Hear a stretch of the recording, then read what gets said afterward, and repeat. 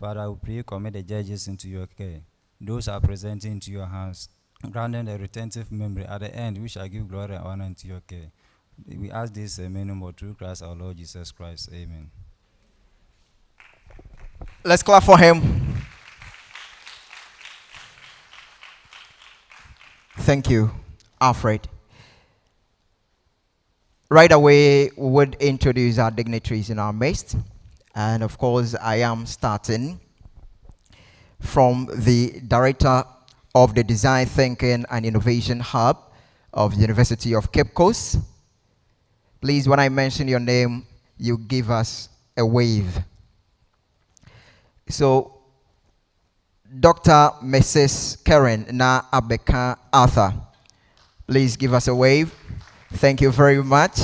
And of course, she is the KIC UCC faculty advisor. And we also blessed to have the provost for the College of Distance Education of University of Cape Coast in our midst, Professor Mohammed Anochi Adam.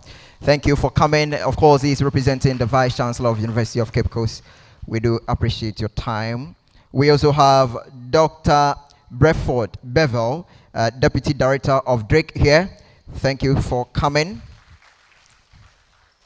Mr. Isaac Nketia is also here, Tech Transfer Officer for Drake. Many thanks. Madam Anita Brima is the TTU Faculty Advisor for the KIC. And of course, Dr. Anthony Ajekum, Program Officer TTU. Mr. Anthony Ajekum, Program Officer for TTU. Many thanks for joining us here. We would be acknowledging our dignitaries as and when we proceed. And so if I've not mentioned your name, kindly come down for me. I would introduce you. And many thanks to our media partners, TV UCC, GTV, and of course to Joy. We are so grateful. Dr. Victor Numfam is also here. He is Technical Advisor TTU. Thank you, Doc, for making time to join us here. Now we're switching to the remarks, and of course we're taking the first remarks from the Director for the D-Hub, University of Cape Coast, and of course she is also the KIC advisor, faculty advisor at the University of Cape Coast here, Dr. Mrs. Karen Na Abeka Arthur. Ladies and gentlemen, let's put our hands together for her.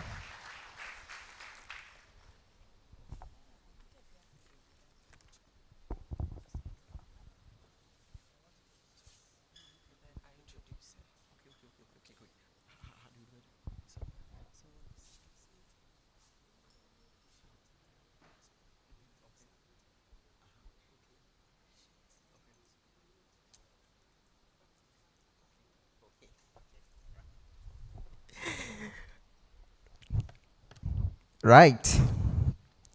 To our people who are also watching us from afar, many thanks for choosing us. This is TV UCC. If you have not subscribed, please, this is the time. Do well to subscribe to our channel and share this content for the world to get to know what we are doing here. And do not forget to hit on the notification icon so that you would always get alert on our updates. Aho! Aho! I want us to do this for our advisor for University of Cape Coast before she comes here. So I'm starting afresh, right? Aho! Aho! Ahoyo! Appreciate. One more time, appreciate. Let's welcome Dr. Karen. But keep clapping for her.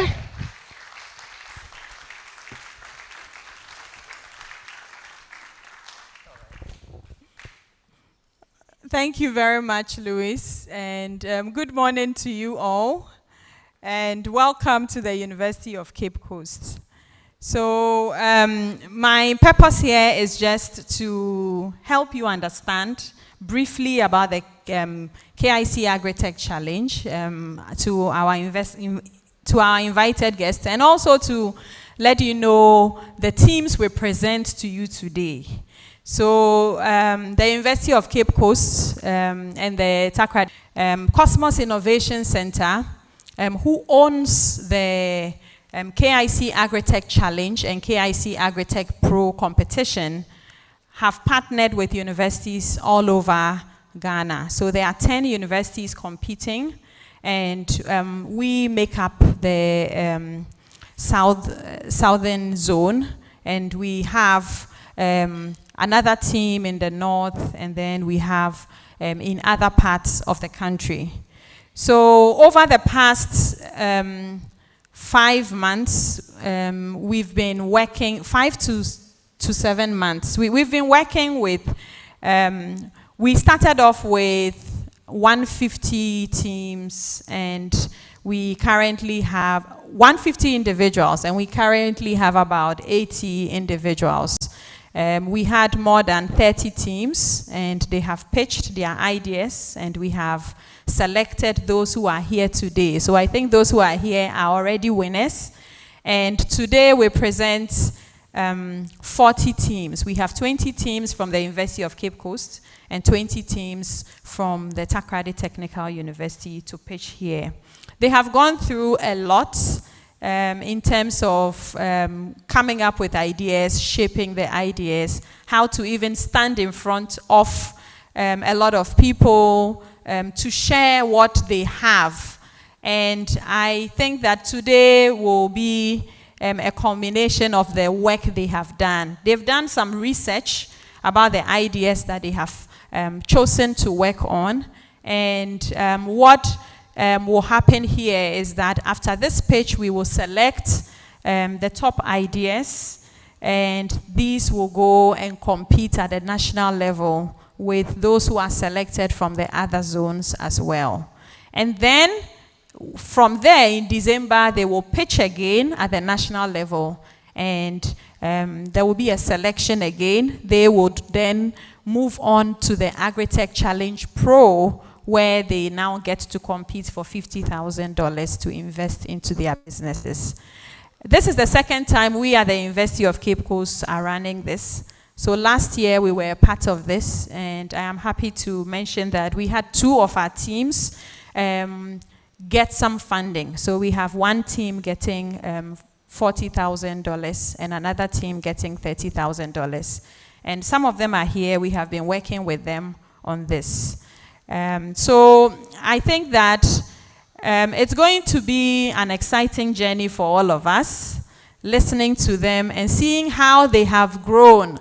For some of them, when we met them, they couldn't stand in front of anybody. Now they can stand and talk confidently. And I think for me, that is the most important. The journey helps you to gain very important 21st century skills. And I am grateful that we are able to host this here. And I want to thank all of you for making it here. And I will come back again when we are done to thank us again and to summarize the learnings from the 2-day that we will be here. Thank you very much. And I think at this moment I would end and hand over to the MC. Thank you. Right, we're also grateful. Let's appreciate her. We're taking another remarks from Professor Anoche Mohammed Adam. He is representing the Vice Chancellor of the University of Cape Coast, and of course, he is the Provost for the College of Distance Education of University of Cape Coast. People, let's appreciate him. Aho! Aho! Great. Good morning, everyone. I have the honor to read the Vice Chancellor's opening remarks. In fact, he is also chairing another conference which is going on online. So I have the honor to deliver his proud to have contributed to this remarkable journey. In line with our vision of becoming an entrepreneurial university, the University of Cape Coast partnered with KIC in March 2022 to execute the Kic Agritech Challenge Classic program in the Central Region. Our collaboration involves UCC's Design Thinking and Innovation Hub, fostering creative solutions for agricultural challenges among students and graduates in the region. The inaugural year in 2022 witnessed over 100 youth between the ages of 18 and 35 inclusive, engaged in a comprehensive 7-month training focusing on cultivating their interests and fostering a mindset for transformative change in Ghana's agriculture. 20 teams were granted a total of 144,000 Ghana cedis, which is $12,700 for market research, minimum viable product development, allowing them to test and validate their business concepts. Following the 2022 Kic Agritech Challenge Classic, 6 UCC teams progressed to the Kic Agritech Challenge Pro, of which 2 teams, that's Agro Gold and Jastro, secured funding of $40,000 and $30,000 respectively for their businesses. These startups have received their initial investment and are still advancing. Additionally, DESO, another business originating from UCC campus, received a total of $25,000 in funding through KIC. The success stories are inspiring, and I extend heartfelt gratitude to Cosmos Innovation Center for their dedication to nurture future entrepreneurs. As we gather today to witness the outcome of another year of the KIC-UCC collaboration, I extend my best wishes to the participating teams from both University of Cape Coast and Takoradi Technical University, Takoradi. Remember, this journey isn't solely about this competition. It's a stepping stone. Despite competition results, the training, funding, and networking opportunities provided by this program assure that all of you are winners, poised and success in your entrepreneurial journey. To the team of the Design Thinking Innovation Hub at UCC, I commend you for your role in implementing this program in the Central Region. To our colleagues from Takoradi, we say welcome, feel at home, and enjoy your stay at the best university in Ghana and West Africa. I wish you all, the participants, a successful program. I thank you.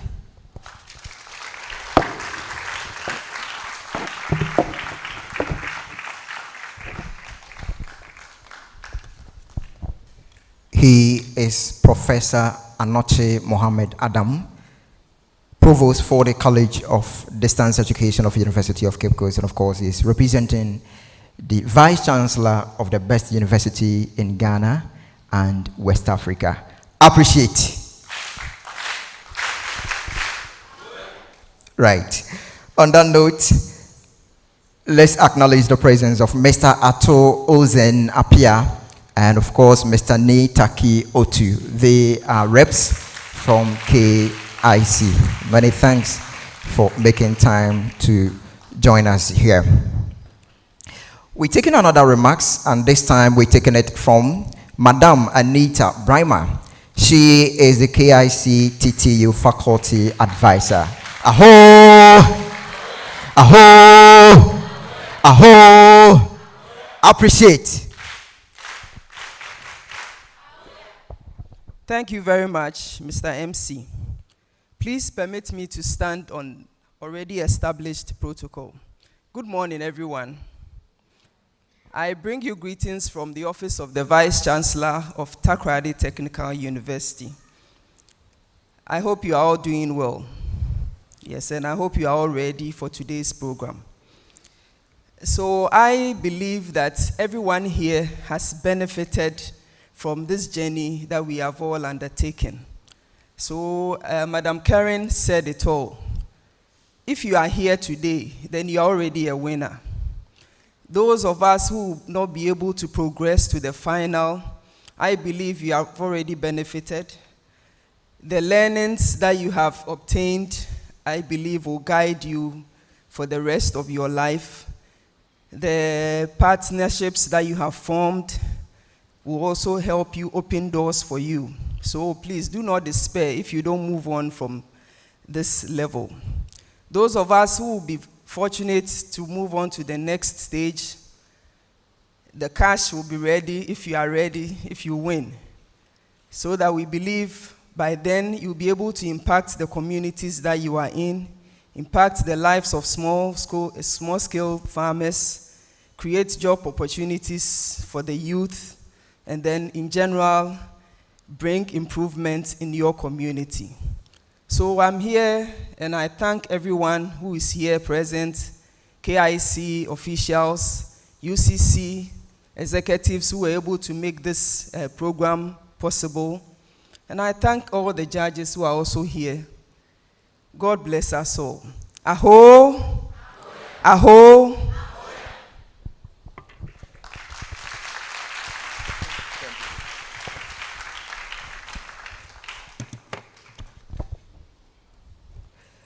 You're still watching us live on TV, UCC. Many thanks for choosing us. I must inform you that this is the Agritech Challenge Classic 2023 Southwest Zonal pitch.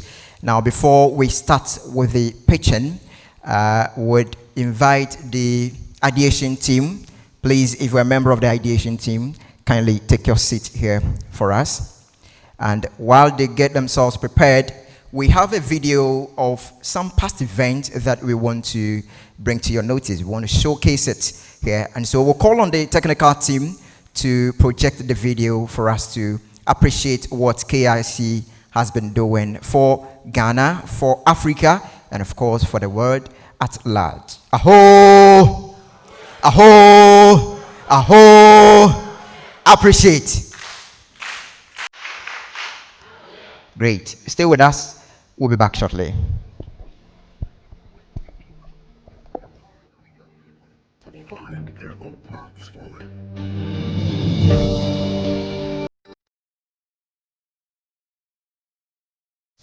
Agriculture provides development, career opportunities, and advancement.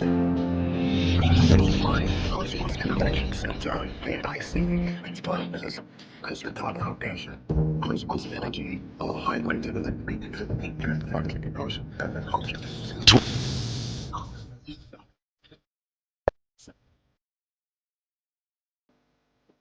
Everyone. So the increase in demand of snails and also the health benefits which it comes with makes us the maiden edition of the Agritech Classic Challenge, a competition for young entrepreneurs with innovative, sustainable, and commercially viable agricultural business ideas, saw 50 teams from 5 major universities in Ghana competing in a unique African pitch competition. Participating universities were the unavailability of snow meat all year round, 15,000 tons supply gap of snails in Ghana annually. Inadequate methods of value addition to Ghana and US country. That makes us very, very, very passionate about this.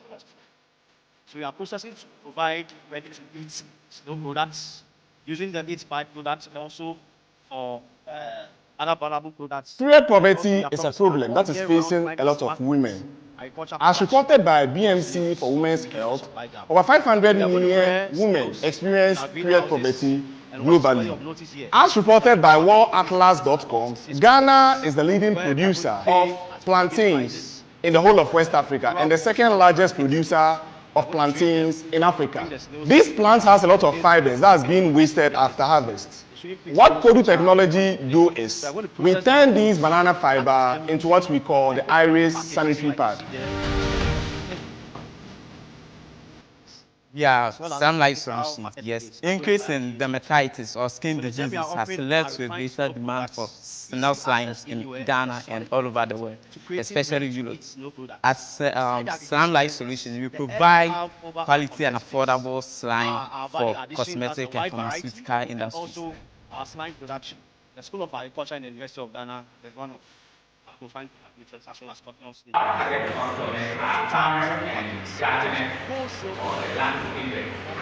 let's give our the base banana, we are on effect of land. If you have your gas like that, like this, you are able to get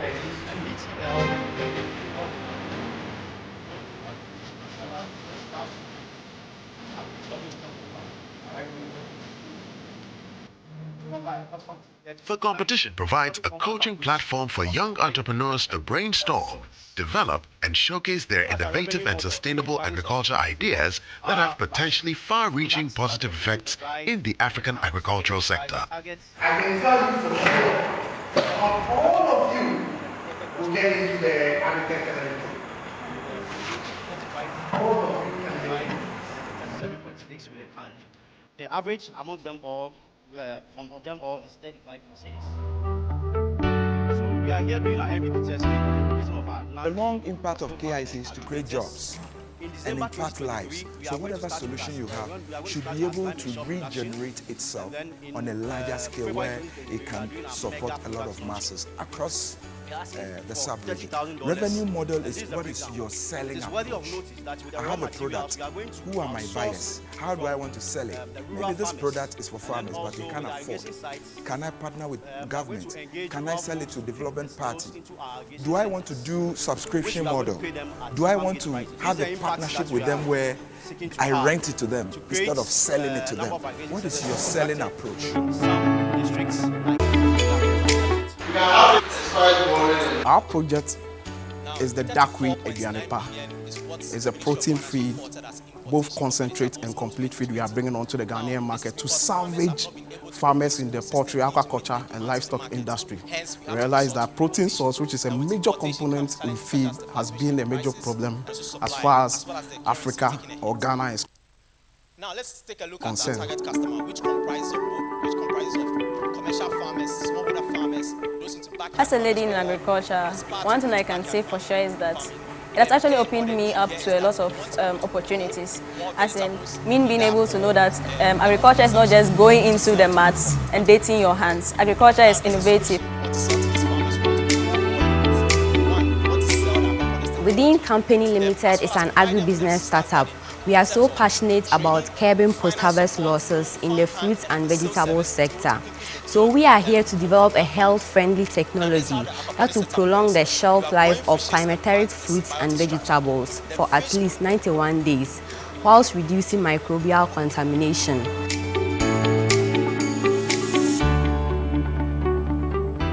Comparing the coastal belts, we saw the dry fish processes. The way they produce their dry fish, the unhygienic way, and also their productivity is very low. So we chose that one to help them.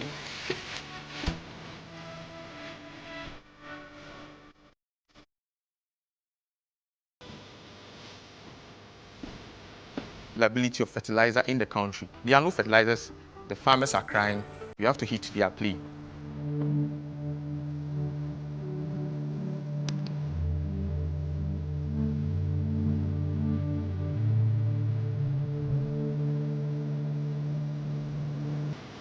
At Evergreen Soilless Farm, we seek to provide corporate workers the opportunity to farm vegetables at the comfort of their home, regardless of the time, not affected of climate change, using our smart hydroponic technology.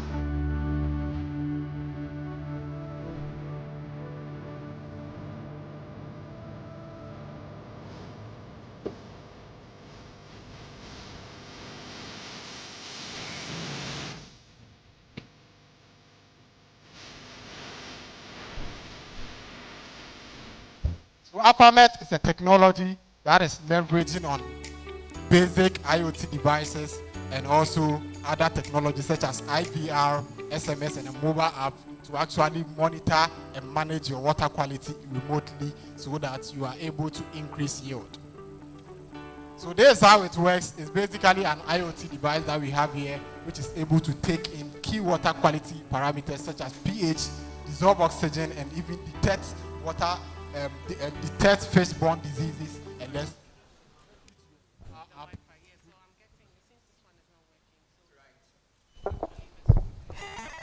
All right. Great. This is Agritech Challenge Classic 2023 Southwest Zonal pitch. Are coming to you live, watching us on YouTube, coming to you live of University of Cape Coast. Now, before we start the pitching, I want judges for our program, and of course, and so we'll start from my right, and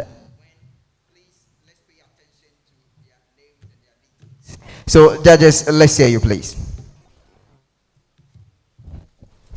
Hello, my name is Mary Perpetual Kwakui.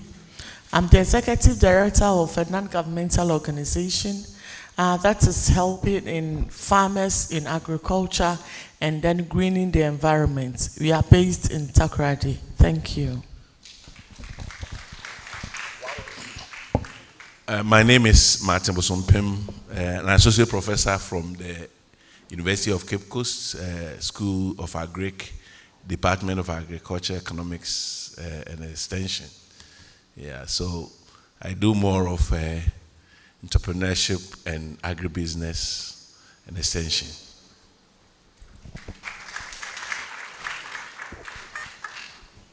Good.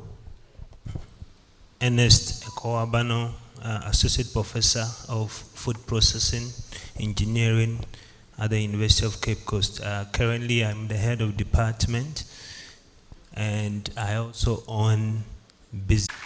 Right, and our timekeeper? Yeah. I'm Suleimana Mohammed, the operations manager at Jazz Grow Limited Company. Thank Great. you. Great. Aho! Aho! Right, time for us to do the pitching, and I must inform you that each group will be given 6 minutes, and the ideation team would be given 8 minutes. Let's take note. 6 minutes for each group, and the ideation team will be given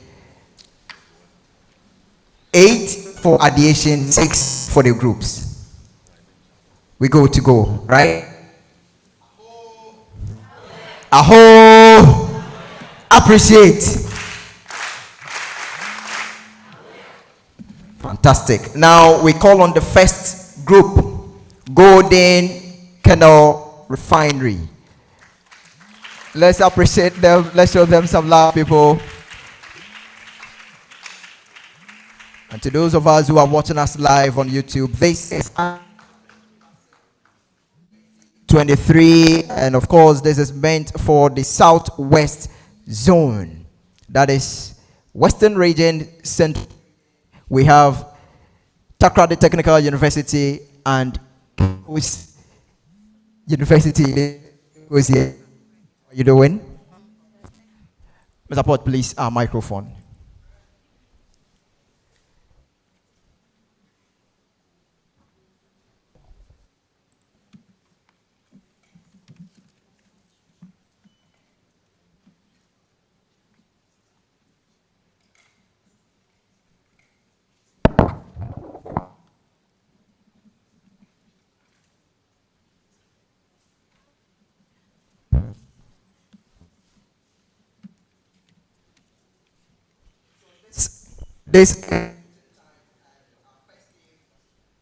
Our first team is ready to pick. Let's show them some love, people.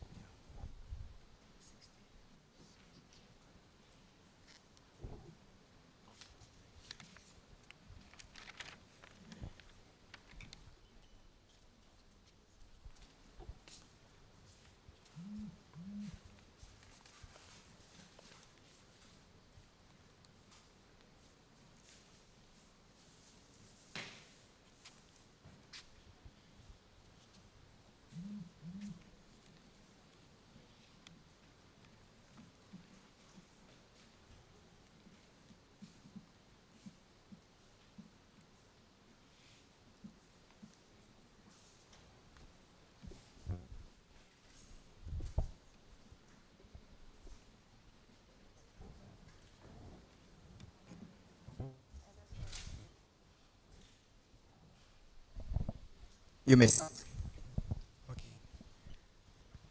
Good morning to us all. I'm the person of John Nketiasma, the products lead for Team Golden Kennel Refinery. We empower traditional palm kernel oil producers with machineries to equip their production. So, did you know that palm kernel is among several oil seeds that are being processed into oil in Ghana, and is the cheapest source of vegetable oil? Yet, Ghana is not sufficient when it comes to vegetable oil. So, meet Mma Ajara, a 43-year-old traditional palm kernel oil producer in the eastern region, and having 15 years of experience in terms of production. So the problem, upon our market research, we realized that traditionally produced palm kernel oil is hectic in terms of its production, and also it yields low quality, which is affecting its market. As a result, we, Golden Kennel Refinery, decided to equip or come out with a solution by equipping these traditional palm kernel oil producers with modern machineries which will ease their production and help them produce quality oil. So with how our business works, we come in by assembling and installing machines within these traditionally produced palm kernel communities. And at the end, we train people within the community to operate the machines. And they will do the mechanical production of the machines, where the machine will assist them crack and separate the nuts. And also, it will mill and do the oil extraction. After that, we come in to help them do their market by buying from them at a percentage or helping them with the market. And also we test for the quality, do packaging, and we supply to industries and our customers. So with our value, we look at saving them time with the help of the machineries. We are assuring them of quality, and we are also assuring them of market growth as the quality of the oil increases. With our impact, we are increasing revenue and their livelihood, since we are going to increase the market, or we are going to cause a growth in their market. And we are also empowering the women and the youth through the machineries for the youth to even get interested in the production line. And we look at providing them with healthy and safety environments, because there will be no emission of these greenhouse gases. So these are our competitors. Ourselves, we have Bibovid, Norpalm, among others, and we outcompete them all with our pay-as-you-go service and the simplicity of our machines. With our collaborators, we have Cosmos Innovative Center, TTU, CSIR, PCC, Bibovid, among others. So here we have our total available markets, and we are looking at 3,295 million USD. In terms of Ghana, then out of that, we are targeting a serviceable, attainable market, available market of 1,318 million, and also our serviceable, obtainable market of 264 million USD. With our awareness, we are creating awareness through our partner organizations and also influencers and through social media. And we also look at bringing our products out through cross-promotion, field training, and demonstrations. And with the markets of the products, we look at doing promo sales and also the packaging and the branding of the oil. So with our market research learnings, we realized from our market research that the pricing is of more concern to the producers. They don't have stable pricing for their oil. And also with the markets, they don't have any stable markets or ready markets for themselves. And with the convenience, they love the work, but they don't want to work under anyone. So they want to work at their own convenience, and we are assuring them of that.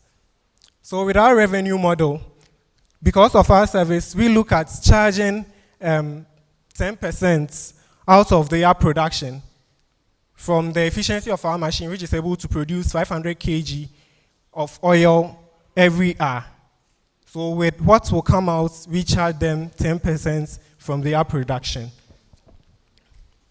And here, or cash flow statements. 1 minute remaining, please. Cash flow statements. And here, we start from the last quarter of this year with our funding. And of course, we will continue with the purchase of our machines in the second quarter of next year, 2024, and we do the launching and production. So with our roadmap, as well, we start from the last quarter of this year with our market research. Then we go on in the first quarter of next year with the establishment of partnership, and also the second quarter through to the last quarter where we do our machine test run, then the operation launch. So here is our team, myself, John Nketiasma, the production lead. Pia Fatege, the marketing lead.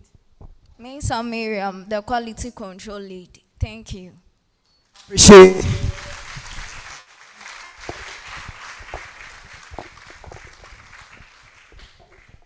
And of course, the first team to present, aviation team over.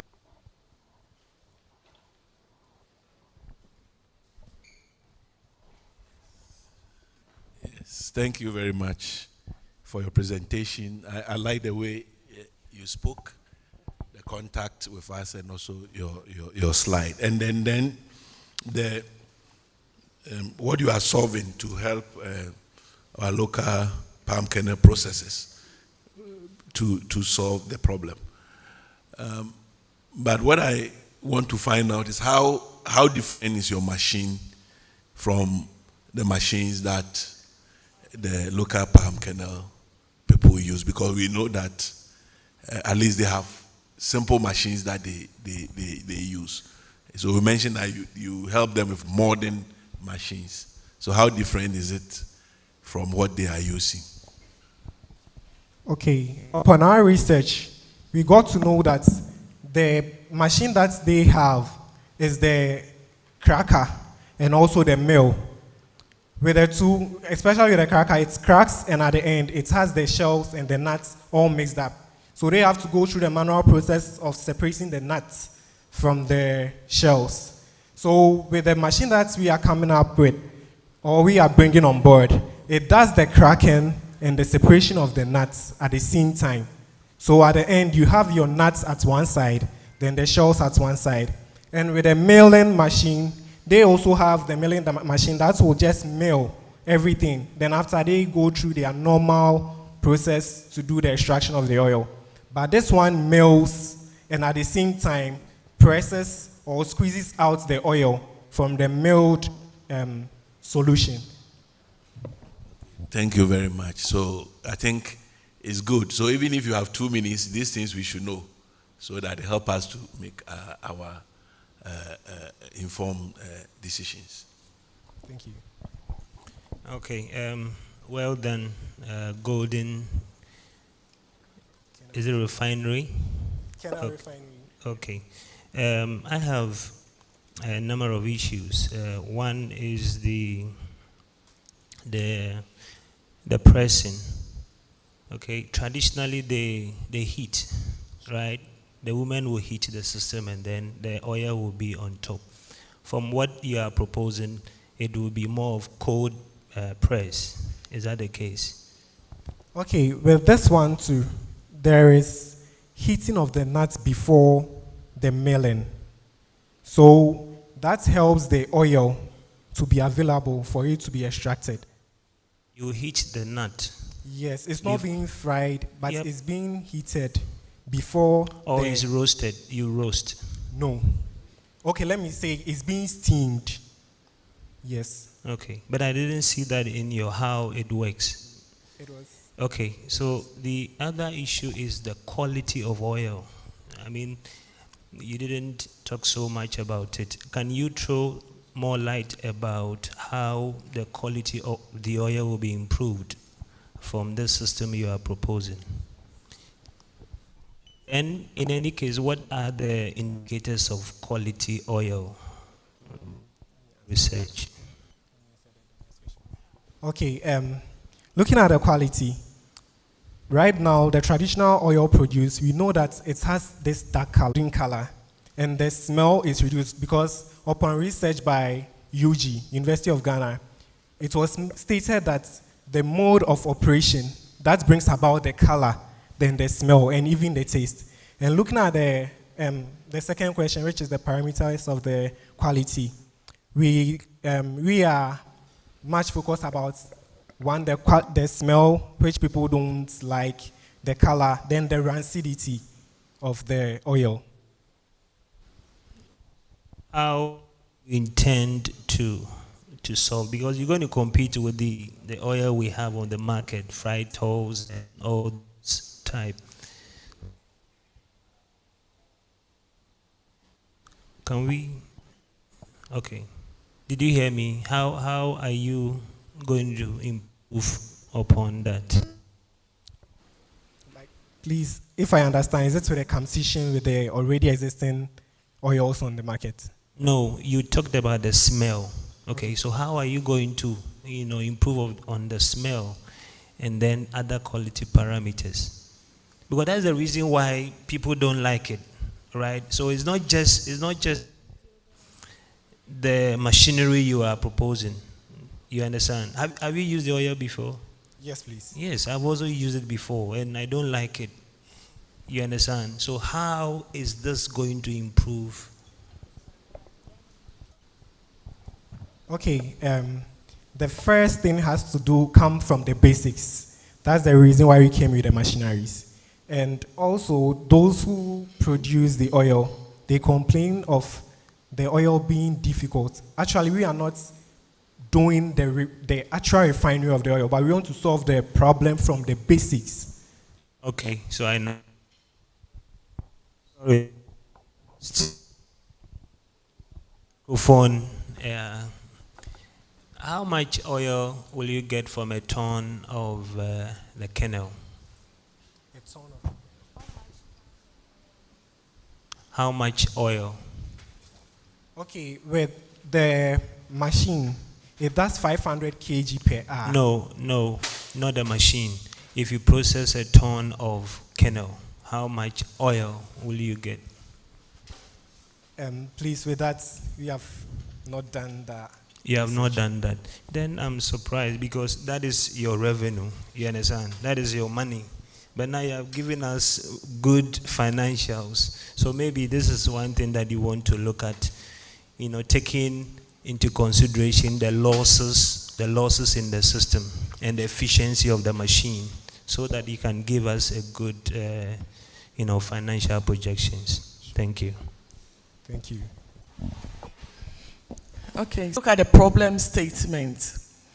We know that women who do this cracking, they always do it under the sun, and they suffer, and it's hard to do.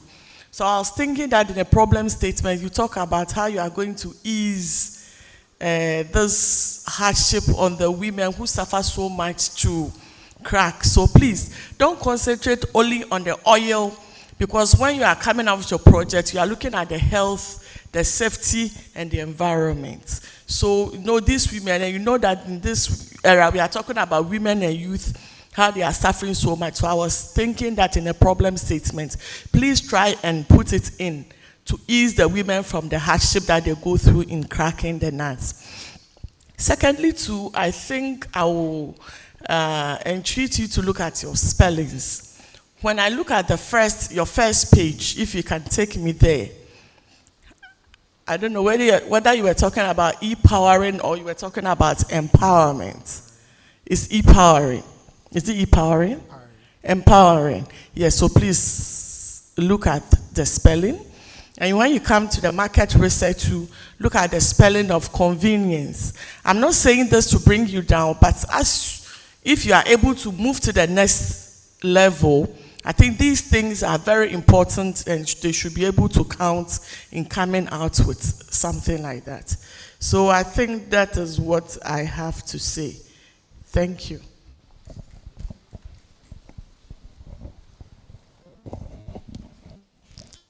Well done, but I am not too cool with the team. it looks like one person is doing all the work. Does it mean the rest didn't participate when the work was being done? That's just by the way. I'm not asking the question. And then the next thing is, looking at what you want, we create jobs, particular about creating more jobs. So you try and convince me on that. And then you have a technology that will work on the smell, is going to enhance what you want to do, and it's going to motivate people to buy your product. And so think about this thing and then work around it. Thank you. You take me back to your revenue.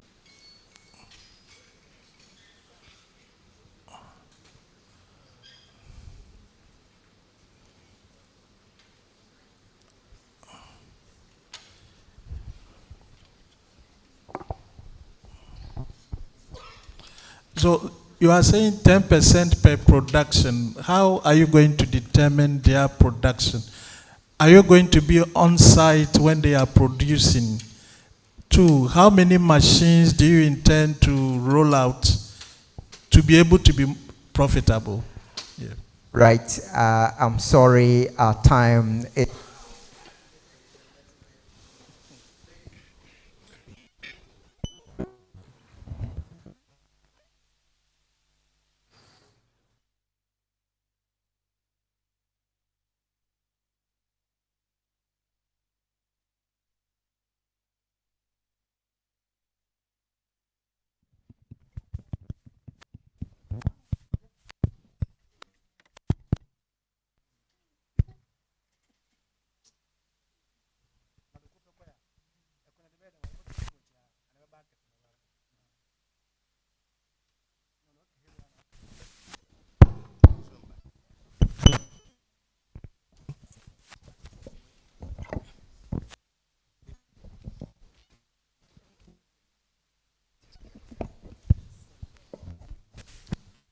Okay, thank you for the question. Please, with the question of how we are going to get the 10%, whether you're going to be on site or not, we intend to train and put people who will be in charge of that. So those people, that's also a way of employing people in terms of the local production. So even the youths who are not interested in the production themselves, we can get some of them to be doing that for us.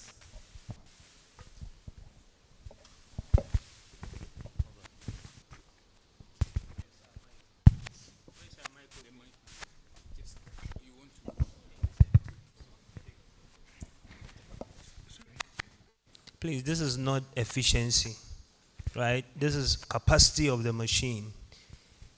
Efficiency will be when you put this capacity in it. How much will it be cracked?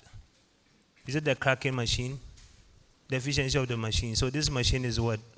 The milling and extraction. All combined? Yes, please. Good. So you need to calculate the efficiency, not the capacity. So if I put in this, right, how much, whatever, the output is likely to give me over the input, that will give you efficiency, right? So change this. This should be capacity, not efficiency. Because efficiency can be, say, 70%, 80%, but not the 100%. Most machines cannot even give you 100%. Right? Okay, so check. Thank you. Right.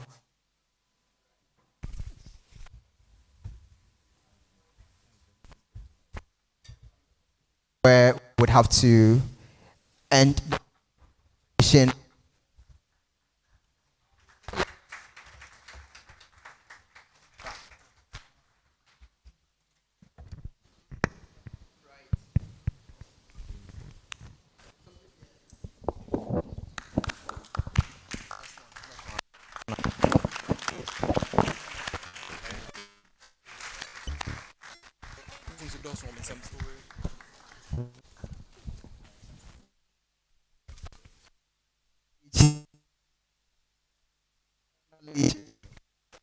So, Dr. Charles Esau is representing the director of Center for Entrepreneurship or Enterprise.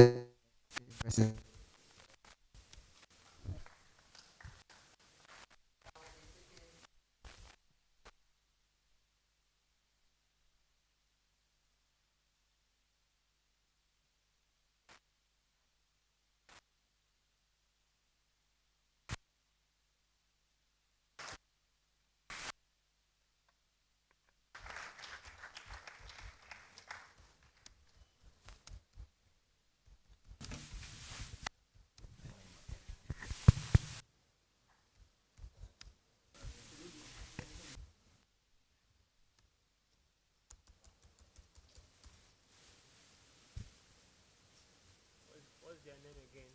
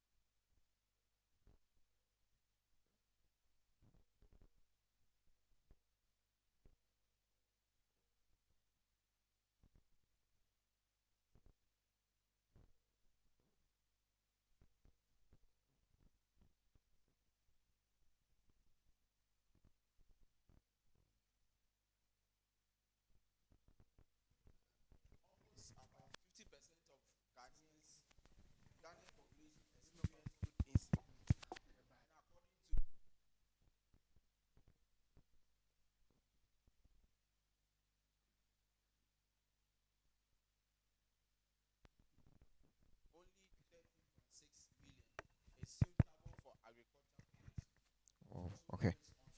Agroclimatic conditions, and then limited space for cultivation. The agriculture has also because of how labor intensive.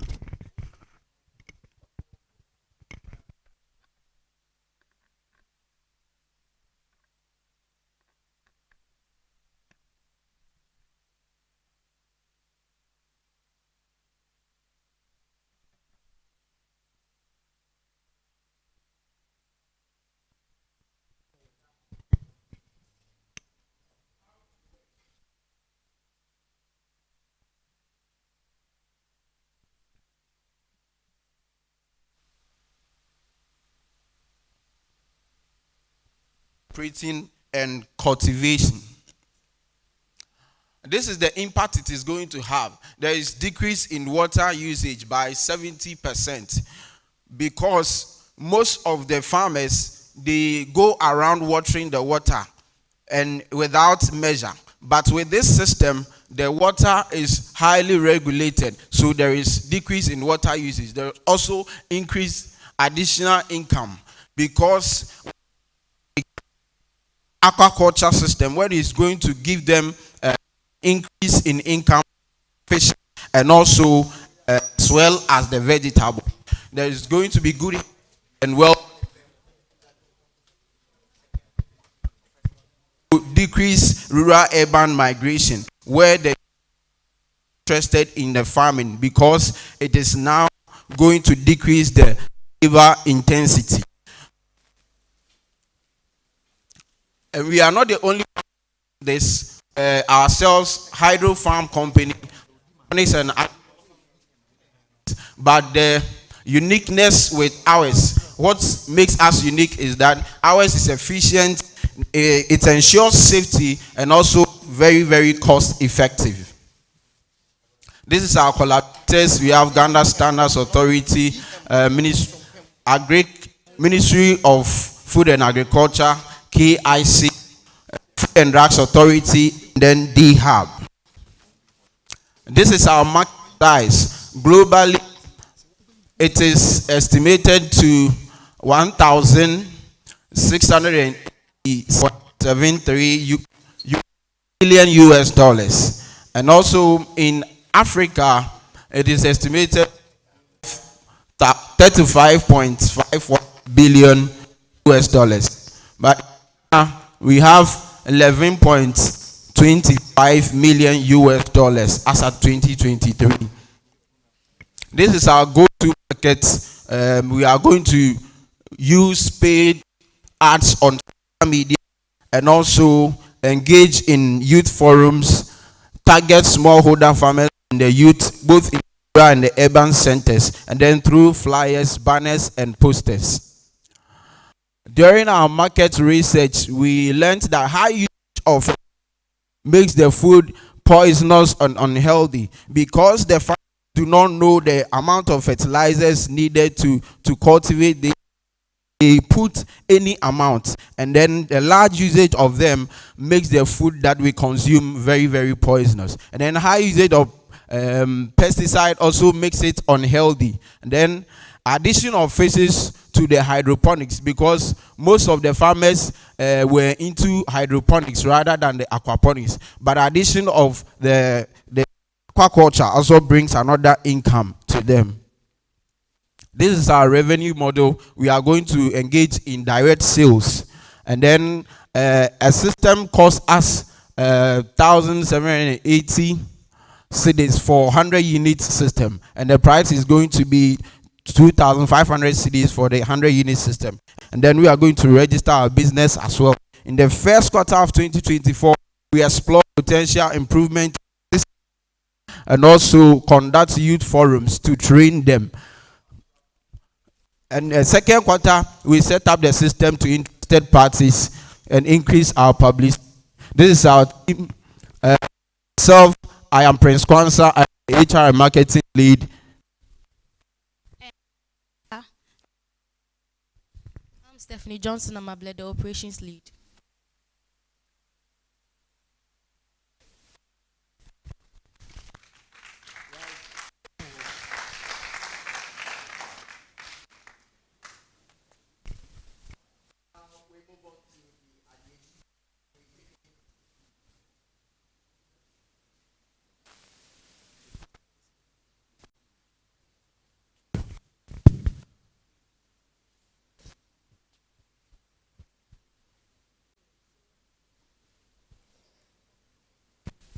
Hello. Okay, so as you talk about your revenue model and everything, you said it's going to be cost effective and efficient. You were able to come out with excuse me, how much profit you are going to get and everything. But when it comes to the youth and the farmer, have you done a cost-benefit analysis to see how it's also going to help them improve their revenue? Please, do you understand what I'm trying to say? This is the model you want to do, it's perfect. But what about the end user, the person, the youth, and then the smallholder farmers who are going to do it? I think you should come out with cost-benefit analysis to see how it's also going to benefit the people, because in actual fact, they are the people that we are trying to help. So you should look at that one too. And I think we gave the first back to the first team. When you team come, please try and engage at least 2 or 3 of the team members, so we know that you all know what you are trying to do. Kindly try and do that. It helps us to know that the team is strong, and then when you're able to go to the next level, you'll be able to work together. So that's what I think. What I like about what you are doing is, when I saw your aquaponics something, I saw bamboo. Is that bamboo you are going to use for it? And that's perfect. Yeah, yes, it's very perfect, and I love that. So it's also going to promote our local industry and then the things that we are doing. But kindly let us know how the farmer and the youth that you claim you are going to help, how helpful is it going to be for these people? And also, one thing I know is that the fertilizers and the chemicals that we use for hydroponics, they are very hard to come by. I was trying to do some, it was difficult for me to get some. So as you are going to do this, can you also let us know how the people in the community, the village, people in the hinterlands, somebody at Mampon, somebody at Setrekrobo, when you start with them, how are they going to get constant supply of all those chemicals that you are going to use in the hydroponics? Thank you. Thank you so much for your presentation. I want some clarification. Is it aquaponics or hydroponics? Aquaponics. Yes. Aquaponics. Yes. It is merging aquaculture and then hydroponics. Yeah, so that's why I asked you, is it aquaponics or hydroponics? And you said aquaponics. Yes, please. But your answer says a combination of the two. The aquaculture and the hydroponic is aquaponic. So the fishes fertilize, droppings of the fishes will be used as a fertilizer for the vegetables in the hydroponic. Okay. They are automated. So it means that you need to use this two system at the same time. Yes. Yes. It is used at the same time. The same water runs through and it goes to the fish, after which it also comes to the plants, so through the system.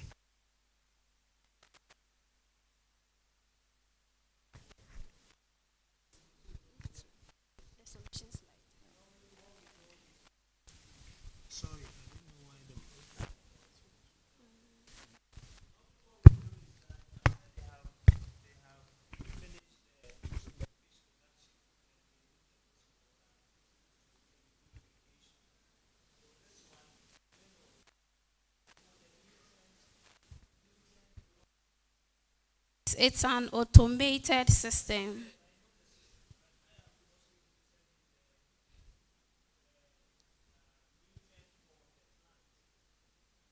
Yeah. The nutrient is from the droppings of the fishes. They are waste.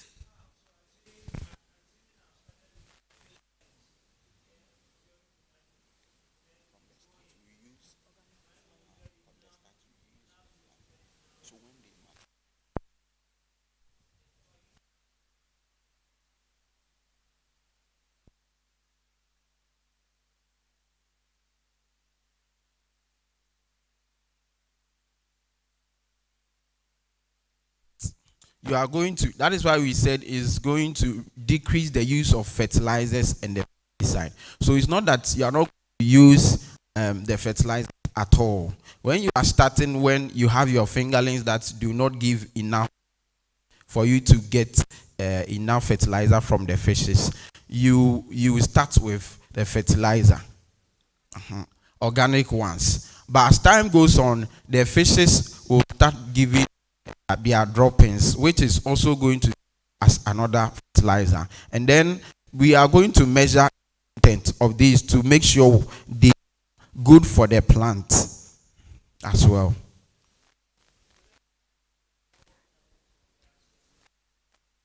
A specific vegetables cannot fit into this system. So vegetables like lettuce, cabbage, we have spinach, and then pepper. Sometimes some types of tomatoes can even fit the system. Those that do not grow very tall.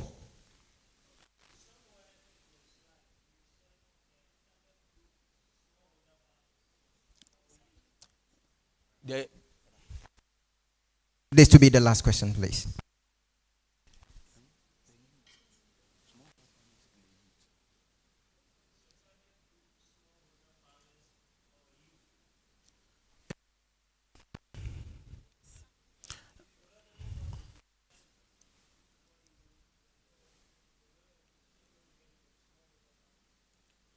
Please, can you come again? Yes, please. I think it's the slide. Please, I think it was a mess up from the slide. Yeah.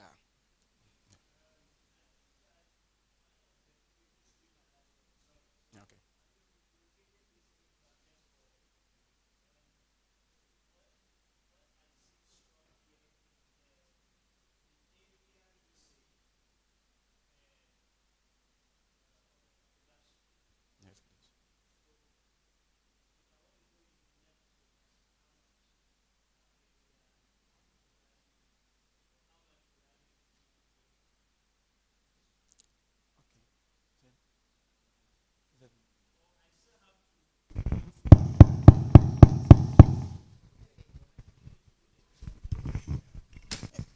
No matter what, you need to do that.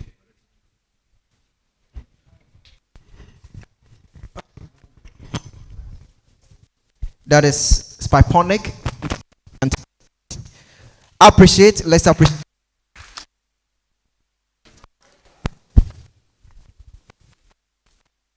We take the next presentation. Team 3, Rabbiton. Aho! Aho!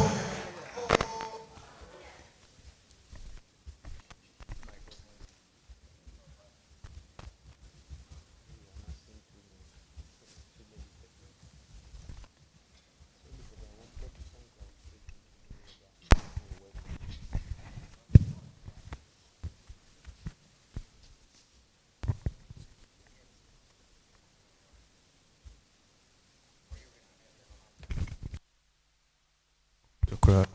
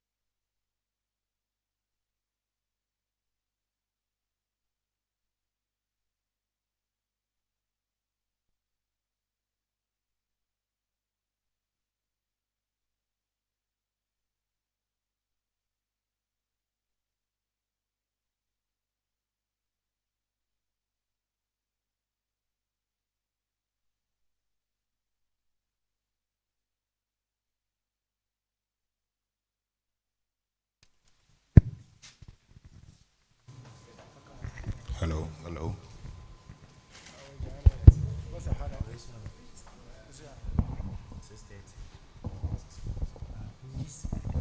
Hello.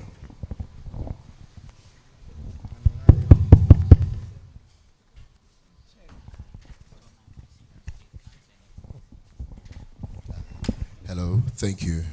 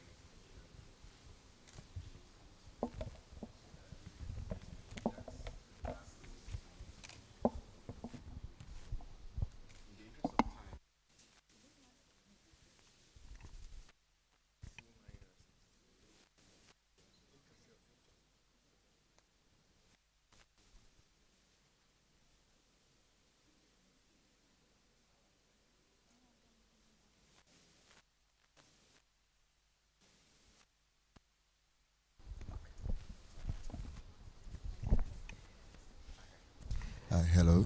Right. Team Rabbiton is ready to present. Please, your time starts now. Good morning. Thank you all for having a patience for us.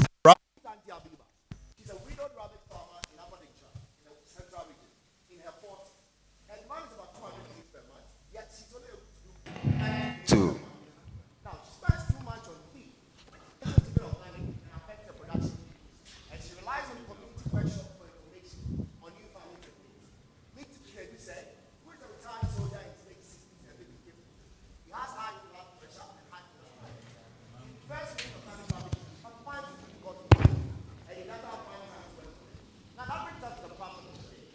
The inefficient and disjointed structure management and marketing system within the rabbit farming value chain, hindering its growth and potential. And that is where we come in, by providing skills to develop and implement an integrated rabbit value chain management and marketing system by providing inputs which are organic feed, first of all, production technology, example is an insemination process, and market linkages to rabbit farmers by doing the value added work. Now, this is our special organic feed component. Alfalfa grass, groundnut leaves, cassava peels, young elephant grass, moringa and neem tree. This combination with the right proportion will give you the best of organic feed that can increase production and yield. Now let's talk about how our system works. We are going to come up with a setup of a model farm, which would include our organic feed and how our farming system will be. This model farm will be given to the farmers in a form of training. Then we go into our organic feed production on the larger scale, which will be given to our farmers, and then afterwards from their production, we will put their output as aggregators together, process them and package them, then we'll make them ready for distribution. Now, this is our value proposition. It's in two forms, especially our feed and the meat value-added production part. We are seeking to provide organic, nutritionally balanced and affordable and availability all year round for the rabbit farmers. And the meat and the value-added products are going to be organic, affordable, available, and in variety as well. Now let's talk about the impact. Job creation. We are looking to do about 500 plus of jobs from the farm itself, from the training to the packaging and the distribution chain. Now, we are looking to increase the revenue of the smallholder farmer and also increase their literacy for that matter. And the women and the physically challenged are not going to be left out. We are going to make sure we involve them in every process in the value chain. Now, these are our competitors for the feed aspect. We have Insurable Feed, Big Star, and Agricare. They do not do any of what we are doing, just making it accessible is what they are only known for. Now, let's go to the value-added production part. We have the Rabbit Masters and Rabbit Republic. They are basically doing certain things like getting them in the frozen and other form. But we are looking to do more beyond that. KIC, DHub, our collaborators, FDA will make sure we get ourselves certified. With GSA, we are looking to do exportation. Fresh Park is our packaging company. Now, this is our market size for the rabbit feed. The total available market is Africa, West Africa, and this is Ghana. So we are looking to do the serviceable obtainable market for $1 million. Now let's go to that of the meat and value-added product. That is that is West Africa, Ghana, and Central Western is our serviceable obtainable market, which is $300,000. Now let's go to our market strategy. Through social media campaign, trade fairs, and all that, we are going to create awareness. And the farmers market, agri department, we are looking to make our products known. And the distribution channels will be our barbecue joints and cold stores. Quickly, go to our market research learners. We found out that the organic feed, the feed on the market are inorganic. And currently, they are substandard. The funding sources, they are not getting. Pricing is very high because the same meats and things we feed the rabbit with, the chicken with, are what they are using. Now, let's go on to us. Then we move on to our revenue model. This will be our feed. This will be the price, the unit of production, and our profit. These are some value-added products. And also, this is our roadmap. We are looking to start. We've already started, but by the year of 2025, we'll be doing some byproduct development as well. This is the team, myself, operations lead and business lead, and I'm also a rabbit farmer, with Miss Christina Mankwa, the finance lead, and Miss Patience Kumoji, our research and innovation lead, and Miss Sharona Adams as our marketing, online, and team lead. With this team, I'm proud to tell you that in the near future, rabbit will become the new chicken. Thank you.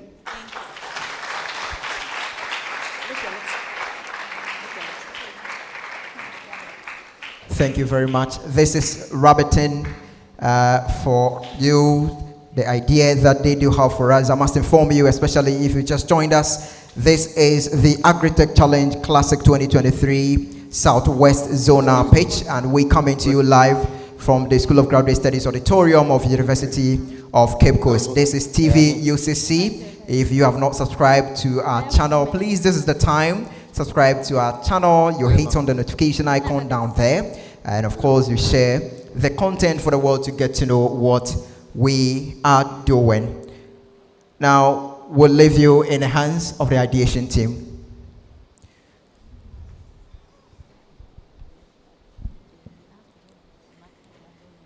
Judges, please. I think that was a good presentation. Thank you. Right. But what I see is not just for you, because I haven't spoken this morning. All the teams that are coming, this is an advice. You set a problem that you want to solve. And then when you come, you add other things and make it, we don't know where the whole thing is going. You said rabbit feed. Now you are talking about meat and all that. I hope you understand what I'm saying. Yes. If your focus is to do feed, that is feed. Somebody else will do the rearing and, do the meat and all that. If you want to do all this, then it means that your competitors are going to be right from the scratch to finish. And by the time you finish the business, you have no business. Now, I've seen your prices there, 500 and all that. We didn't see how much your competitors. So we must see that in your presentation. That if your competitor is selling at maybe 600, you are selling at 500, yes. Then it makes it affordable. The problem that you stated, I'm looking at the problem that you stated. So it's a very good presentation, but just like I said, the earlier ones did the same. So let's try and focus on, if it is one area, focus on it, and then let's move. Because sometimes you say feed and you say meat, so we don't know who your competitors are. Yes, but along the line, I got it to be a rabbit cage. That is your business to, design rabbit cage for. But now you've added feed. That's what I got, even though I have the problems and the solution. So on the basis of the feed, I've seen your raw materials. Where are you going to get your raw materials? Okay, thank you for the question. Please, with regards to the raw materials, we are looking forward to sourcing some of the raw materials. That is the cassava peels and then the cassava leaves. And with regards to the alfalfa grass, sourcing from where? Sourcing from smallholder farmers. Cassava farmers, yes, in the central region. And we would be doing the planting of the alfalfa grass, which takes like 3 months to grow. Thank you. How about the feed form? In which form will it be your feed? So our feed is going to be in a pellet. Pellets? It's going to be in a pellet, yes. Okay. Okay, so I want to ask you specifically, do you want to do the feed, or you want to do the meat, or you want to combine? So it will be easy to give feedback. So I think we leveled our problem as a value chain system. Okay. As a value, but I think Mr. Perry read a different problem statement. I don't know if I'm correct with that. You read a different problem statement. But we are looking to be in the value chain. And most importantly, we are looking to do the feed. But in the long run, as well, we are looking to add more value for the farmers to also earn more. I'm asking this question because I'm a rabbit farmer myself. So I know so much about rabbits, and I'm setting people up for rabbitry. So in your value chain, you should also look at the wee of the rabbit is the best pesticide that you can get anywhere. You can Google about it, the urine. So we have a caging where we are able to harvest the urine. We have a technology where we harvest the urine, and then we even bag it. At times we even sell it, because that's what people use, an organic pesticide that you can use. And also we also have a facility where you'll be able to harvest the poo-poo of the rabbit, which is also the best organic manure you can get. So add it to it. So you'll be able to get smallholder vegetable farmers where you'll be able to give this poo-poo to them, and then the urine for them to help this organic way or climate smart way of producing vegetables. And also in the rabbitry industry, you realize that the feeding, when you do the cost benefit analysis of the feeding, you realize that at the end of the day you have nothing left, because after 4 or 5 months you are going to sell the rabbit for 120 Ghana cedis. I don't know how much you sell yours. You say you're a rabbit farmer? Yes. Is 120? No. How much do you sell the it? 1 kg is sold at 150 Ghana cedis now. 150. So people who are using it for kebab, they sell it, they come for it at 120. Then they can also sell it at 150. That is after 4 months or 5 months. Now the feed you are going to come out with, are you going to look at it so that at the end of the day, after taking care of the rabbit, for the rabbit to eat up to 5 months, and then you sell it at 120, are we going to get profits or income? Is the farmer going to get profits or income? And also, some of the herbs you are putting together, the rabbits, some of them, when they are pregnant, or when the rabbit female, the doe is pregnant, there are certain herbs that they cannot eat. When they eat, they will abort. So look at all these things come together, so we'll be able to segregate and, okay, this one love it. And rabbit meat is a lean meat. It's something that is coming up, and the youth, I'm encouraging you to go into it. It's very profitable. Thank you. Thank you too. Yeah. So thank you very much. But I would advise that at this moment you are specific. But when we come to the value chain activity, if you want to solve all the value chain activity, I like the feed and the models that you put there. So if you are focusing on the feed, I would think that you do that. And then others will work.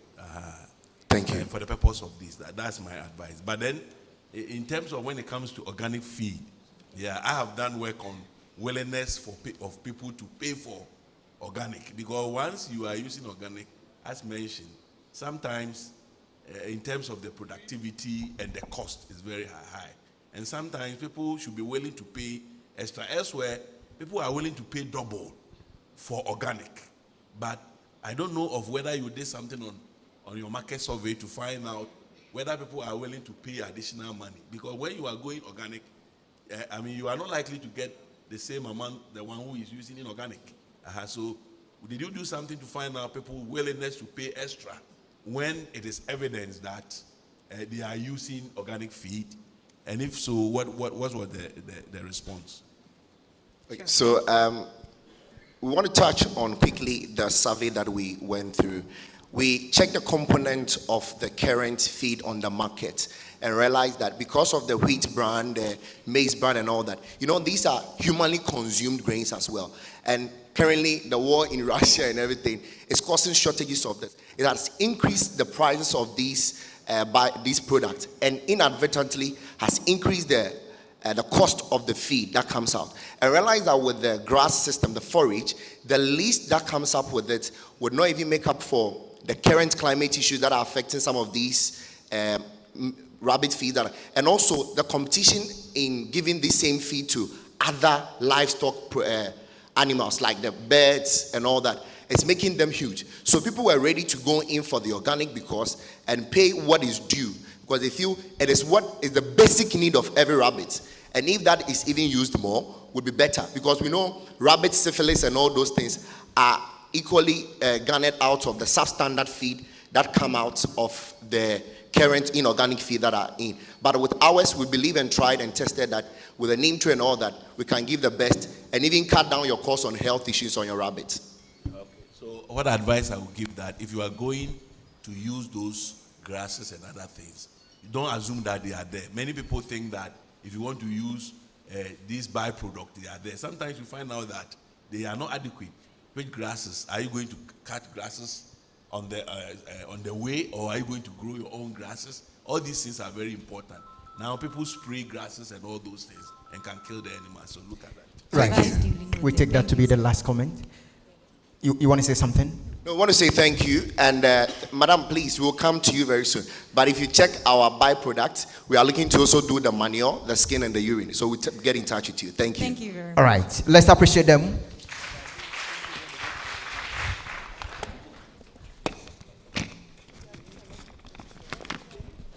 And they form Team Rabbiton. Next team to present is Harvest Fresh. Harvest Fresh. Let's welcome them. Aho! Aho! Remember that you're still watching us live on TV UCC. This is Agritech Challenge Classic 2023 Southwest Zonal pitch, coming to you live from the School of Graduate Studies Auditorium of University of Cape Coast. Remember to subscribe to our channel if you have not done that. And of course, hit on the notification icon so that you would always get a later update, and share the content for the world to get to know what we are doing here. I take the opportunity to acknowledge the presence of Nana Owusu, the CEO for Gold Coast Foods, Herbs and Spices, producers of Sankofa Natural Spices. And of course, Mr. Edem Donyu is also here, Business Development Manager, Gold Coast Foods, Herbs and Spices. Many thanks for joining us here. Timekeeper, are you ready? Great. Harvest Fresh.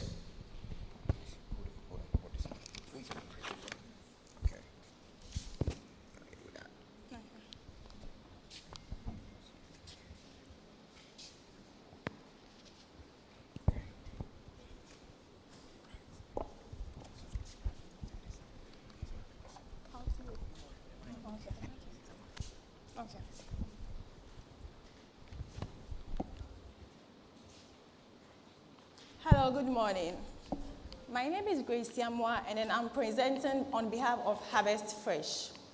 According to studies from the Food and Agriculture Organization of the UN, we established that the use of synthetic fertilizer has increased about 800% in the past years. And then in 2050, it is estimated to increase about 50%, causing a threat to global warming. And then this is our business idea, Harvest Fresh. Harvest Fresh is an organic company that seeks to produce organic fertilizers using farm waste to increase crop yields of farmers. This is Mr. Mohammed. From our market research, we established that farmers face certain challenges, including Mr. Mohammed. That is one, high level of toxins in the soil, high cost of fertilizers, and then interestingly, farmers spend about 53% of their income on inorganic fertilizers. That is, we provide affordable, environmental-friendly organic fertilizers to our smallhold farmers to increase crop yields. How does our whole system work? Okay, with our whole system, the way it works is we source out our raw materials from organic waste, whereby we turn our raw materials into charcoal using the furnace, whereby the charcoal is mixed with animal droppings. Thank you. What is the value we Harvest Fresh add up to in our production? That is, our product is available at all seasons. Also, it's affordable, and it increases the growth rate of crops, and then additionally, it's free toxins in the soil. In as much as we would want to establish our business, we would also want to impact our community. One, we would want to provide 20 direct and indirect employment to the community we establish our business in the first year. Also, we would want to reduce expenditure on the high cost of fertilizers of these smallhold farmers by 33%. And then also increase the shelf life of crop produce of our farmers out there. We are aware of competitors around. And then our upper hand is we use local materials in our production. Also, our prices are relatively low compared to our competitors. And then our products are also available at all seasons. Our partners include KIC, TTU, the regulatory bodies, and then MOFA. We also established that when it comes to the market size, in Africa, it's about $266 million US, but we are targeting 2% of the serviceable obtainable market. That is 476,000. We have 3 go-to market strategies that we are using. 1 is the advertisement. 2 is the product free trials.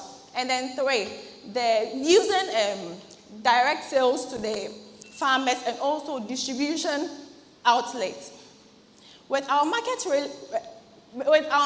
research learning, we established that farmers prefer about 2 to 4 varieties of organic fertilizers. And also farmers find it difficult to purchase the fertilizers out there in the market since it's very expensive. We hope to generate 2 streams of income. That is the direct and then indirect. With the direct sales, we hope to sell our products at $8.37 per 50 kg. Averagely, in the market, 50 kg of fertilizer is sold at $12 to $16, but we are selling ours at about $8. That is 17.65 profit margin. With financial projections, we are hoping to make about $36,000 in the 3rd quarter of next year. We also hope to launch our product, publicize our product, and then get our customers on board on the 3rd quarter of next year. 1 minute remaining. And this is my team. I'm Grace Yamwa. I'm Alhassan Sadiq Abubakar. I'm Vivian Apianoka. Thank you very much. We are.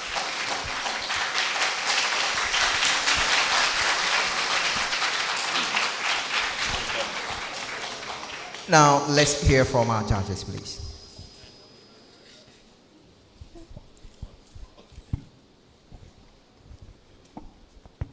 Thank you for your presentation, and I am very particular with the revenue model.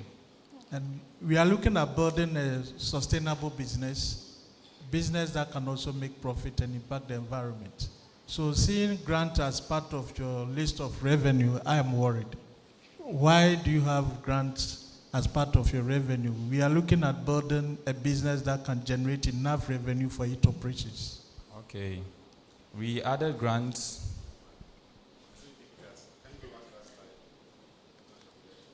Pardon? Oh, all right. Go back. Other streams.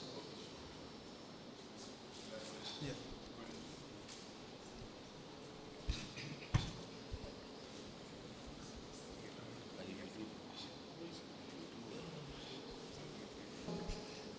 I think I want to give a little education. I gave it to the TTU team, and I want to give it again. In all our presentation, as I said the other time, we should look at how we use the word organic. Organic. By using a fertilizer that does not have chemicals inside, automatically does not make the vegetable organic. A whole lot of things come together to make a product organic. Even the soil you are planting inside and all other things. It can even be that where you are, the person is doing the farming, the next person is using chemicals. And as he's spraying, the air and everything can even blow you to where the person thinks he's doing organic. So please, the correct word to use is climate smart. climate smart because it goes through a lot of processes to come out with organic. We must get people to certify and everything. So it's just a general education I'm giving to all of you gathered here. You should be mindful of the word organic. I'm also looking at the collaborators. I will advise that you add CSR, because they do a lot of testing on the soil and other things. And we also have UCC, the Crop Science Department. Since you are in Cape Coast, they are soil science, they are close to you. So, and their research. Pardon me? TTU, you are Takrady. It doesn't matter. Takrady to Cape Coast is 1.5 hours or 2. It's a, you need a research institution in everything that you are doing, because we are trying to combine indigenous knowledge with what? Scientific. So it will be easy. When it comes to indigenous knowledge, the farmers, they have it already. But we should be able to come up with something to prove to them that when you do this, it comes to this. So please, try and add a research institution to your collaborators. Thank you. Okay, Harvest Fresh. Do you know how much it costs to get certification for organic? Okay, we are yet to do our research on that. We are yet to find out. Yes, okay, sir. but I'll give you an example. EcoSet, Control Union. These are, bodies that can do some of this certification for you. But it's a lot of money. Okay. A lot of money. I don't think you want to spend part of KIC money just for certification. Very, very important. Your product, please, is it biochar or just the normal charcoal we know? Okay, it's biocharcoal. We don't want to go into the tree cutting, so that is why we are using agro waste like sawdust, yes, rice husk. I've seen the biomass. Okay, but I'm talking about the end product. Their products are pardon, can you please? Is it biochar?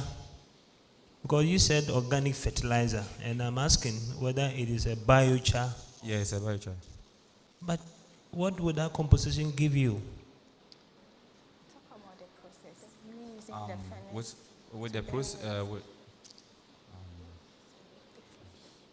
Please, I don't get your question again. No, fertilizer.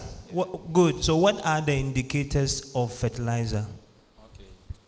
The indicators of fertilizer is about its nutrient content and how impactful it will be. Yes, example of the nutrient. We have nitrogen, good, phosphorus, good, potassium. Good. So I'm asking, this your biochar or charcoal. Yeah. Which of these nutrients will it provide? Okay, it provides all the 3 nutrients depending on the raw materials that we use to do the charcoal. And then with the raw materials, we have animal droppings included with the raw materials. And it contains most of the nutrients. That is the nitrogen, phosphorus, and then potassium. Yeah, but you say you are burning all the pyrolysis. No? I saw from how it works. So maybe you can show how it works so that we can all understand it. We don't have... We are at the animal droppings to it at the production line so that it will be grinded from the grinder to the mixer, to the pelleter, and to the packaging machine. That will turn into our fertilizer. So the animal droppings comes in at the production line. Yeah, but I don't see it here, right? What you are describing is not here. Okay, thank you. Just a quick one. The raw material that you're using, palm kernel shells, today it's almost $35 per ton. Are you going to buy that and burn it into charcoal? So you have to watch what kind of raw materials you are using. Even the rice husk, now they are selling it. So sometimes you need to look at some of these things. Yeah. Right, and we take that to be the last comment. You want to say something? No, we thank our judges for the comments that they've given us and the recommendations. Of everything. Thank you very much. We will take notice of everything. Thank you. All right.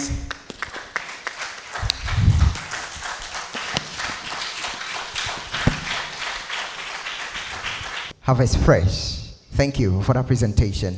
Next to present, ladies and gentlemen, we have Solar Frost. Solar frost. Aho! Aho! Aho! Appreciate.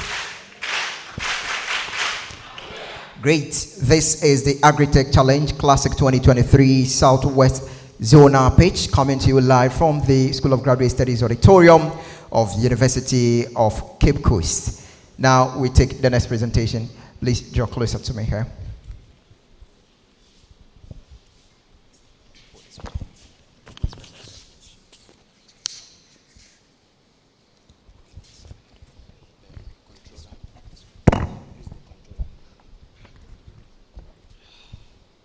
Which is which? This front.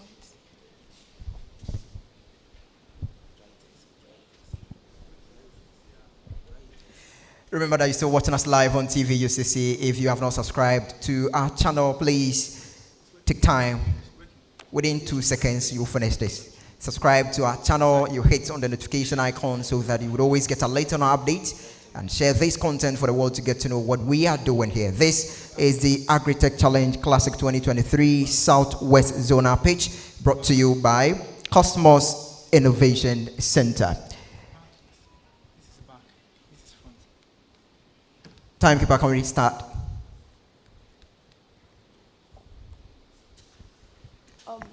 We are solar fruits harvesting and creating eco-powered innovations. Hold on, please. Judges, ready? Okay, your time starts now, please. We are solar fruits harvesting and creating eco-powered innovation. I'm in the person of Esther Fianku. During one of our research taught to Prestia in Tvucc, we discovered that there are a lot of farmers that are into production of fruit and vegetables, and fruit and vegetable traders are also selling fruits and vegetables but run into loss as a result of lack of storage facilities.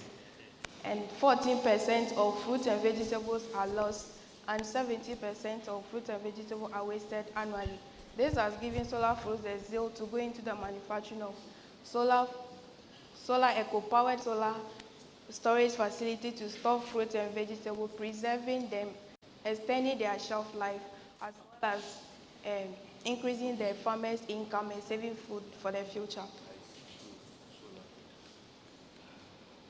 So we are targeting fruit and vegetable farmers and market women. Our problem: fruit and vegetable farmers faces post-harvest loss as a result of post-harvest losses, and market women also face food spoilage as a result of lack of storage facilities. So solar fruits has come into the system to solve the problem by storing the fruit and vegetables using solar energy, and also processing the fruit and the vegetable into a semi-processed form by extending their shelf life and then increasing their value. Our whole idea works by collecting the fruit and then the vegetables from our customers. We put them into various crates, we register and identify them, we keep and monitor them in the cooling system, we process the product into semi-processed form, and then we link our customers into the market. Our value proposition: extended shelf life, eco-friendly, cost efficiency, market availability, accessible power, and constant availability. We are imparting through reduce food wastage by 80%, increase local farmer by 25%, and creating jobs for the youth, the women, and then the disabled. We encountered few competitors in the market, and one thing that has made us outstanding is semi-processing and direct link to factories. Our collaborators are KIC, which help us with the funding, and TTU, which help us with the solar panel and its installation.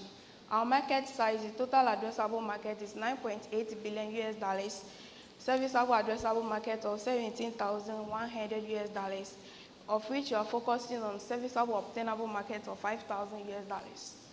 Our go-to-market strategies are community awareness, market survey, and marketing collateral, government partnerships, social media advertisement and influencers, feedback loop. During our research, we discovered that relate to the spoilage of fruit and vegetables. Many people have come to invest into the production of fruit and vegetables, which is a big solution set by Professor Ofosu Bedu, Crop Science of University of Ghana. Our revenue model. We are offering a service per every 20 kilogram of baskets for 24 hours, which costs 0.25 US dollars per crate. And we are taking 20 crates of fruit and vegetable per a day. Our revenue model is, our total cost is 20,000 US dollars, of which we are earning 45,000 US dollars, and our profit margin is 55.56%. We also offer monthly subscription. Our financial projection, our total production account to 99.95%, which we are looking forward to breaking even at the third quarter. Our roadmap. First quarter, we do market research, business development. Second quarter, business launch, media engagement, creating customer acquisition. Third quarter, establishing strong partnership with government and farmers, MVP development. And the last quarter, we do stakeholders engagement, seek out potential investment and feedback loop. And this is our team, myself, Esther, marketing lead, Barnabas, financial lead, David, electrical engineer, and Vizumat, the operations officer. Thank you.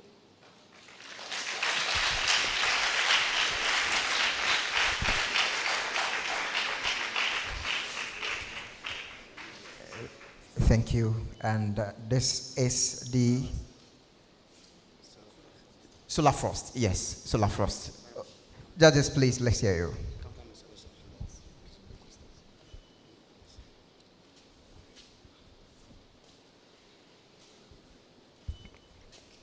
Okay, let me start. Thank you so much for the presentation.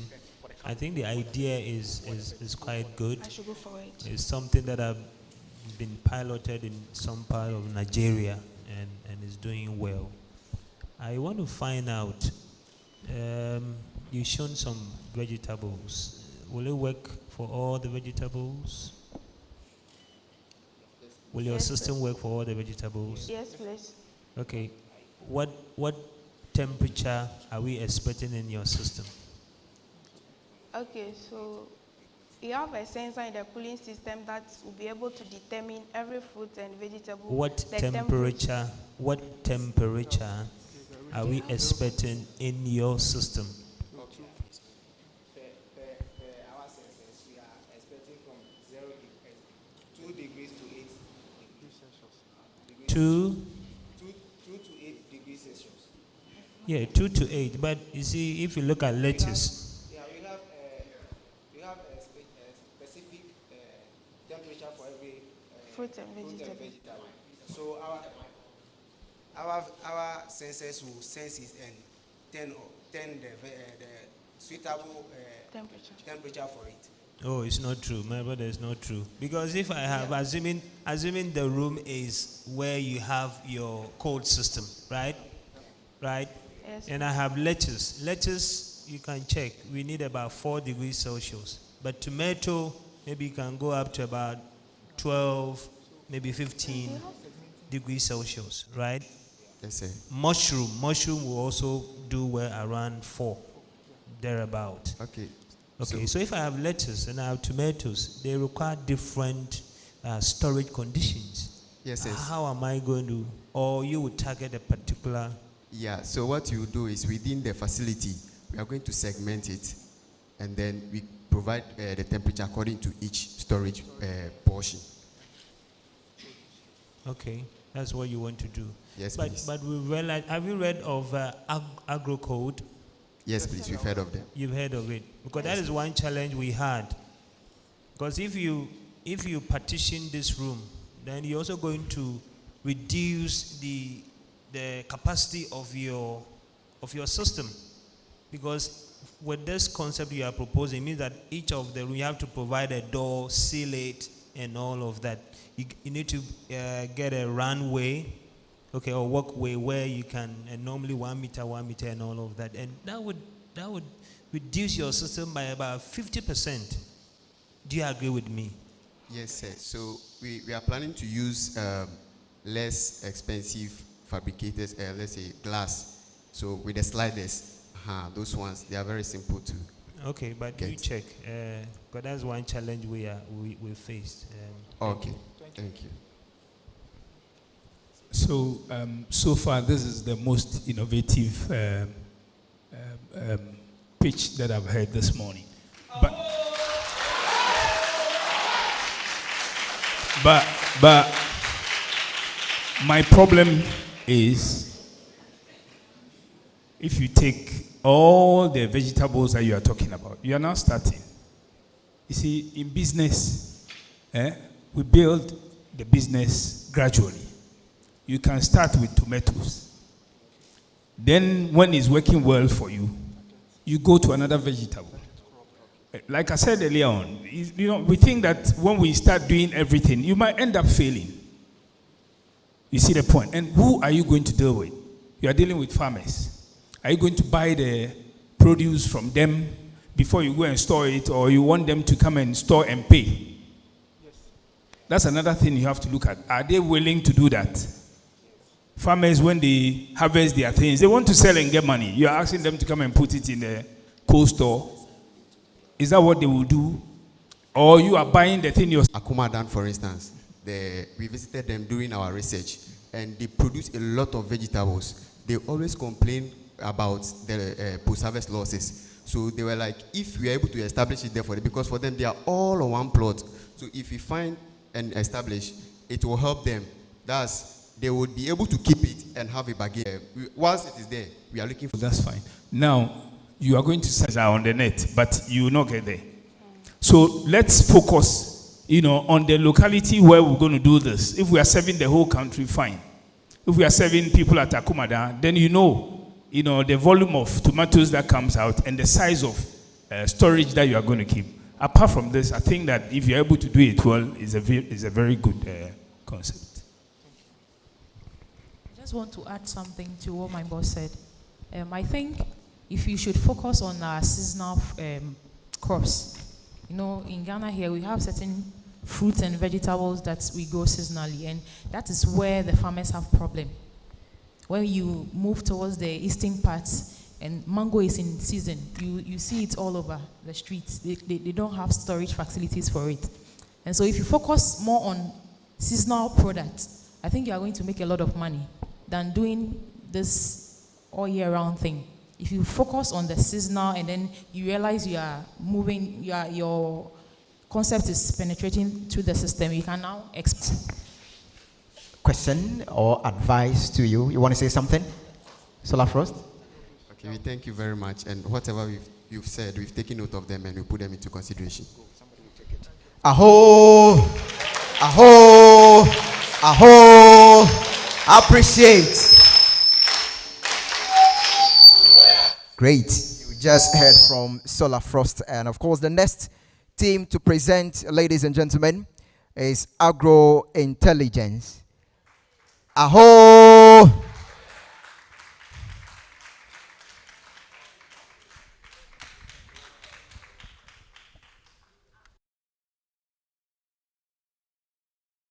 Will help us to determine the pests and the diseases that is affecting our crops, and also for them, based on that information, we will know the kind of chemical we have to use to spray the farm, and then we spray the farm.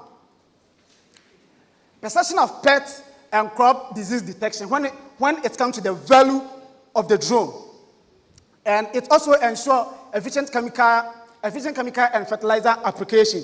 Whenever we spray 7 acres for you, then we charge you based on 6.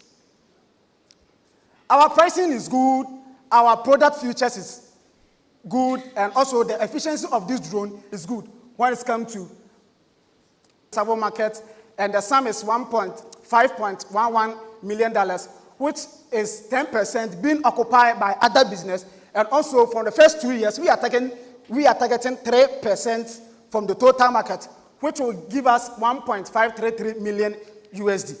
And therefore, we want to use influential people like the chief farmers, agri extension officers to help us to get direct contact with the farmers, and also to use farmers association, public education, and therefore social media to get access to the farmers, because nowadays the farmers are using social media too much. Cosmos Innovation is helping us TTU is giving out the training, the access, and therefore we are working with the other organizations. During our market research, we found that more than 70% of farmers don't know the kind of disease and the pest that affects their crops. And also, more than 90% of farmers accepted our technology based on their losses during years. And about 60% of the farmers consider the cost, that if the cost will favor them, therefore they will use it, as more than 99% of farmers that we consulted are willing to use. We will charge, our service price is 85 Ghana cedis, which is $7.7, and it will give us 29.41 profit. Then our total percentage, when it comes to our financial projection, will be 18%. And this is our roadmap. MVP testing, products, and business development, and other ways that will help our business to sustain. And this is the impact. After we use this technology on the farm, therefore, the farmer will get this benefit. The increase of agri productivity will also contribute to food security because the yields will be increased, and therefore there will be a creation of employment for a lot of people on first an agri sector, and also for the use of this technology, and therefore the farmers will get a lot of money in their pockets. And these are my team members. I am Niamah Solomon, the business lead, and I'm Johnson Kwesi, the marketing and communication. Addition team. When you use the word according to research, I want to know the source of the research. So please, to the others as well, when you are quoting a research, let us know the source. In case you want to verify, then we can do that. Thank you. All right, thank you, sir.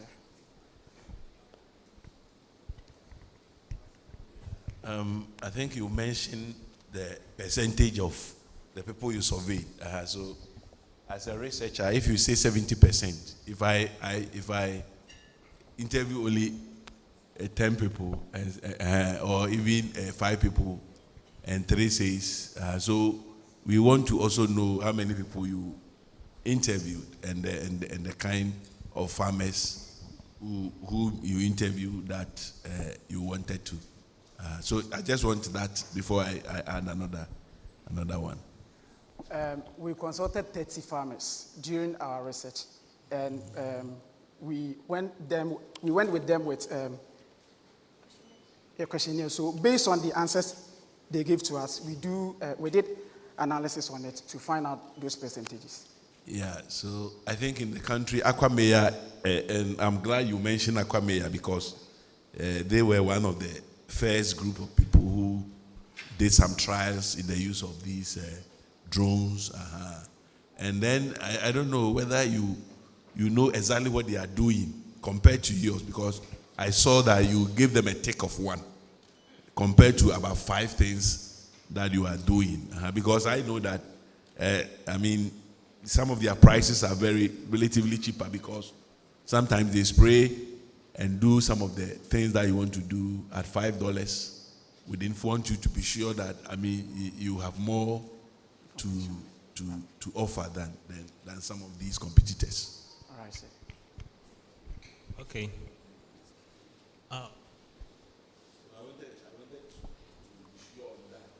So ours has the pest and disease detection, which makes ours different from theirs. They do the spraying, but ours has the pest and disease detection as well. And also, we are using 1 drone, but it has many functions. But rather, they are using separate drones. So if you go for them for spraying, there is 1 drone that they will use to spray for you and charge you based on it. And if you want them to do crop management for you, they have another one, which they will also charge. So the pricing will increase. By for us, with 1 drone, we just charge you based on the work we have done for you.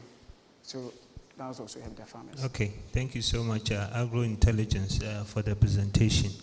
I want to find out, does your multi-purpose drone do fertilizer application as well? Yes, please. Okay, you said both the solid and the liquid one. Okay, so you said maize, rice, and then, okay, I want to take it for maize. Urea. At what stage do we apply urea for maize? And I'm wondering how a drone, you understand, can get in there with a solid fertilizer and apply. Because we have one that at the University of Cape Coast, but normally for liquid, you understand, for spraying and all of that. But solid, how? All right. The drone has a tank, as we all know. And for that tank, we can change the tank. And the other tank can have a different mouth, which will spray the solid fertilizer, like the seeding one. So it will use the same process to spray the solid one. You mean you sprinkle your solid fertilizer? Yes, it's like broadcasting. Broadcasting. It's just the nozzles that will be changed. Yeah, but urea is applied at the root zone, almost close to there. Have you done maize before? Yes, please. I'm a farmer myself. Oh, you're a farmer? Rice farmer. Yes, please. You're a rice farmer. So maize. I mean, this is something you need to please check. I mean, the technology is very good and all, but this is something we are trying to promote. But for solid fertilizer application, unless broadcasting, but broadcasting, you know the challenge with that. It may not, rice is okay if I broadcast my urea or something like that, but for maize, so check. All right, thank you. Because you mentioned precision.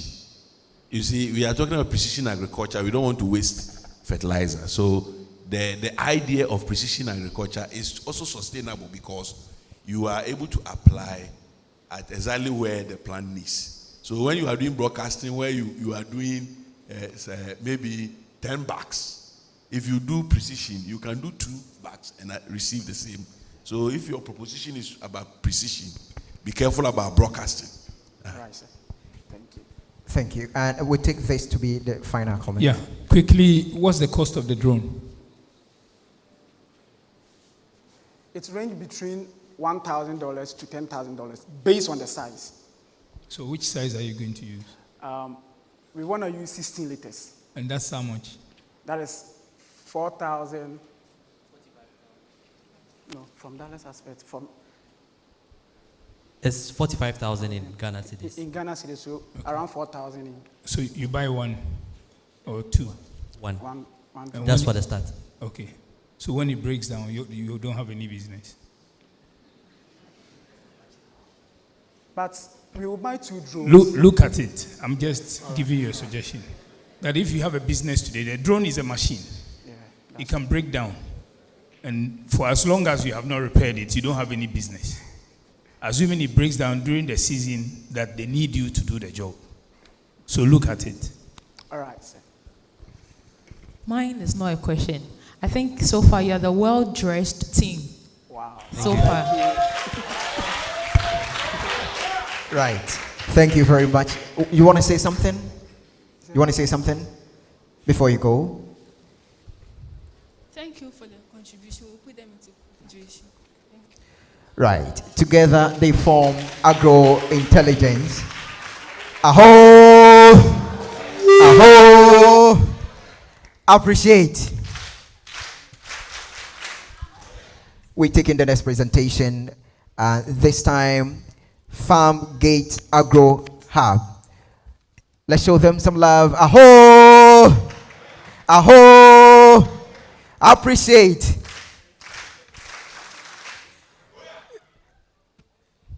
Many thanks to our media partners, to the multimedia group, Kesben TV, I've seen you here, GTV, TV UCC, God bless you so much for your services. And to you who are still watching us live on TV UCC, YouTube to be precise. If you have not subscribed to our channel, please, this is the time. Subscribe to our channel. You hit on the notification icon so you get alert on our updates and we share our content for the world to get to know what we are doing. We coming to you live from the School of Graduate Studies Auditorium of University of Cape Coast. Remember, this is Agritech Challenge Classic 2023 Southwest Zonal pitch that you're still watching. And this is brought to you by Cosmos Innovation Center in collaboration with Design Thinking and Innovation Hub of University of Cape Coast. Today we have 20 groups pitching. Tomorrow we'll bring you 20 groups, and at the end of the day we pick some teams to represent our zone. Are you ready? Judges, please, are you ready?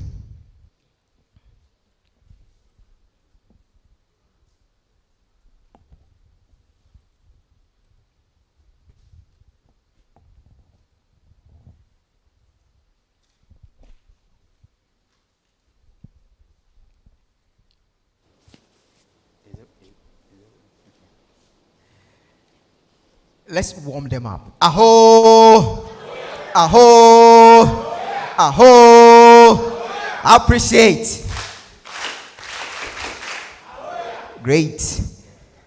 This is Cosmos Innovation Center. We aim to invest in the future, one entrepreneur at a time. Judges, are you ready? We can go now. We can. Right. Timekeeper. Great. Your time starts now. Okay, thank you so much. Good morning to everyone. This is Farm Gate Agro Hub, and we are focused on bridging the geographical barriers between farmers and consumers, and we are empowering farmers to adopt sustainable farming practices. Now, farmers lose a lot due to lack of access to farm to the consumers, and our focus here is helping the farmers. Our focus here is helping the farmers to have direct access to their farm produce. So our target person, Western and Western North region are the food hubs of the country. Most crops are produced there, but a lot of the crops go waste because of lack of direct access to market. And again, we are targeting the youth in agriculture. So the problem statement is that the farmers are getting less value for produce due to lack of direct access and the obsolete farm practices that they are adopting. So our solution here is that we are going to provide the direct linkage between the farmers and consumers so that farmers will have value for produce and also encourage the farmers to adopt sustainable farming practices. And by so doing, it will encourage the youth to venture into agro businesses. As currently we are having a lot of youth unemployment. So this situation will help the farmers to get value for their product when they have direct access to market their produce. Now, this is how it works. We are going to provide the sustainable farming practices, and most of the farmers we are going to provide the farm linkage so that immediately they harvest their produce, we will aggregate. So we are going farming so that farmers will not waste the limited resources such as fertilizer and other things. And we also encourage circular farming so that the waste on the farms will be used effectively. So this is basically some of the things. And our value proposition is that we are going to enter into digital marketing. We will have market sensors at places that will provide us information on the crops that are being produced so that we will aggregate it. We are going to do a lot of collaborations with a lot of the, So moving on from there, our competitor analysis. We have seen that Grow For Me, Complete Farmer, Farmer Line, and Agro Source are doing that. But what makes us unique and that we are seeking for funding from KIC is that we are going to empower the farmers to adopt sustainable farming practices, precision farming, circular farming, and that, again, we are going to leverage on farmer support schemes. Now, farmers nowadays in the agriculture space, there are a lot of sponsorship, there are a lot of grants in the agriculture space, but the rare farmers are unaware of the support systems, and that people are rather utilizing it. For instance, during our market research survey, which we did in the Western North, most of the farmers are unaware of the AFA scheme by MTN, which is giving a communication package for the farmers. now people in offices are adopting that. So through our market research, we're able to educate them that there's this offer. So we're able to register more than 120 people, which we have the data on that. So moving away from the impact, it will help to create a lot of employment. Youth in agriculture. Now the youth, we are running away from agriculture. Our grandparents who have been doing it actively are gradually growing old. And when they grow old, who is going to feed us? So this is a question as a food of thought. So when we get a funding, we will help to accelerate the sustainable farming practices. And these are some of our collaborators. We are going to collaborate with Ghana Commodity Exchange. And with the market size, we are focusing more on the Western and Western North region because that's where we are. So moving to the go-to-market, we are going to do farmer-based sensitization, farmer product, digitizing, and accelerating the ready market. Now, with the market research learning, we are through that we got to orient the farmers on sustainable farm practices, and we also saw the gaps, the waste that goes on. A lot of food goes waste because of lack of access to marketing. So our revenue model is going to be generated from aggregation of farm produce to the market centers. And we are going to use the mobile app, which is going to break the geographical limitations by which people sell, so that we can collaborate with other people like the Ghana Commodity Exchange, and at the end we are going to generate 20% of revenue based upon the investment we will make into it. So moving our cash flow, our roadmap, and this is our team.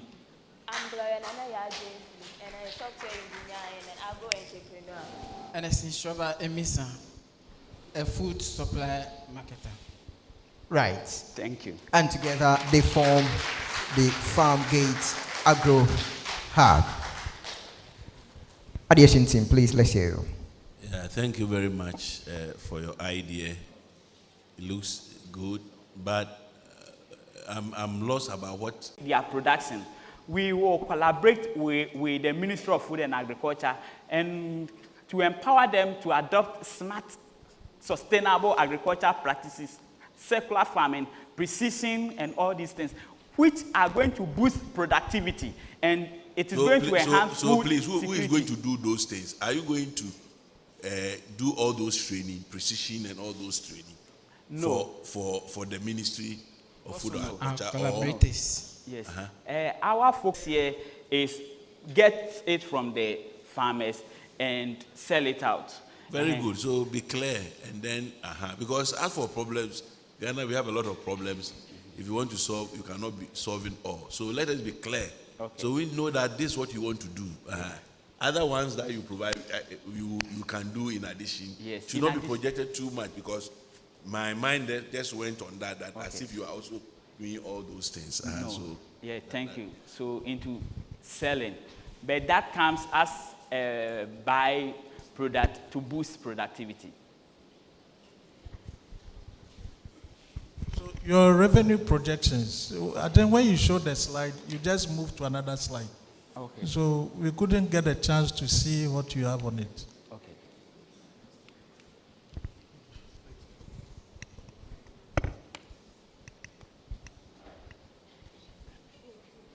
Okay. So moving to the revenue generation, we are going to aggregate, and from the aggregation, we said that the revenue will be generated through the sales of aggregated products. So we have targeted 500 cereal farmers with 8 bags per planting season.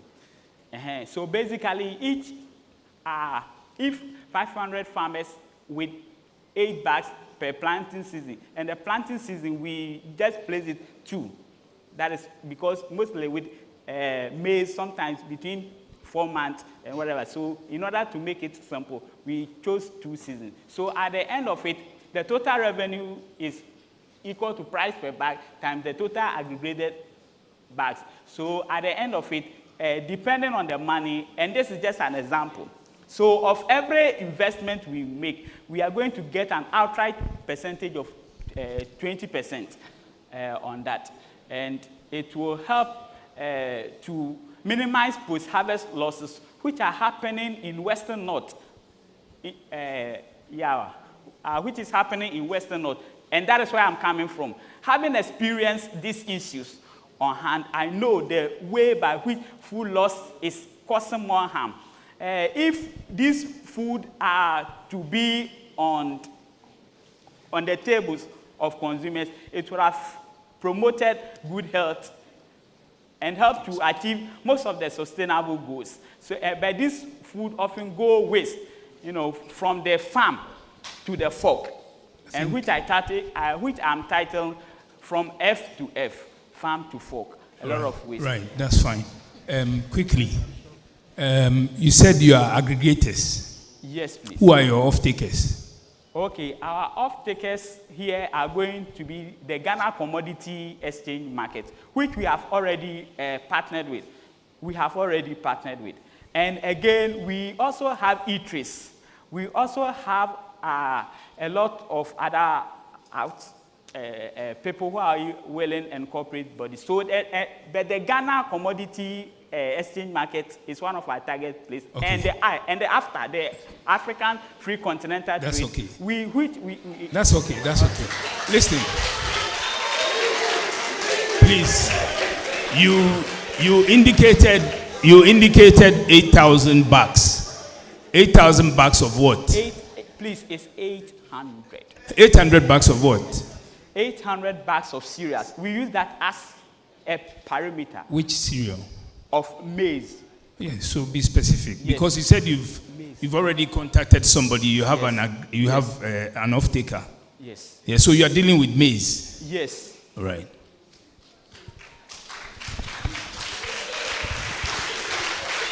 We take this to be we take this to be the final question, please. Yeah, yes. Thank you so much. Yeah, but I'm surprised. Is a farm gate what?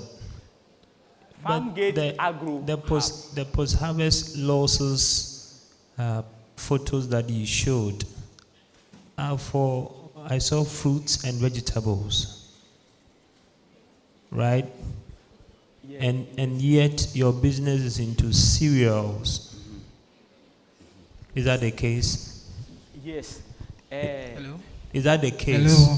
Yes. Please, is that the case? Yes. So what is the post-harvest losses of cereals currently?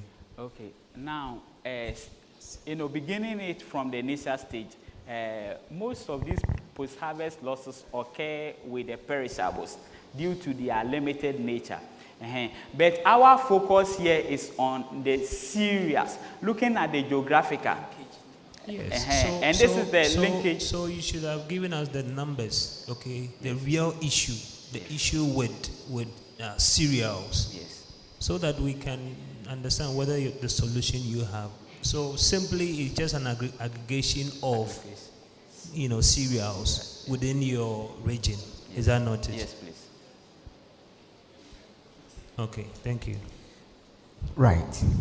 This one is a general one to people who are yet to present. Please, looking at the feedbacks that we are giving, looks like it's the same thing that is repeating itself. Those who have not been able to present, this is the opportunity for you to tune yours. Be specific, be focused. Let's know what you want to do so we don't have to give the same feedback over and over and over again. It's giving us so much work.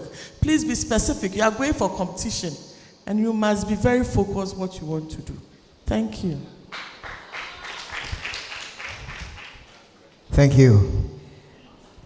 Fungate, you can take your seat. Aho! Aho! Aho! Appreciate. Great. Now we take the next presentation. Ladies and gentlemen, Lad's Chicken is the next team to present. Lad's Chicken.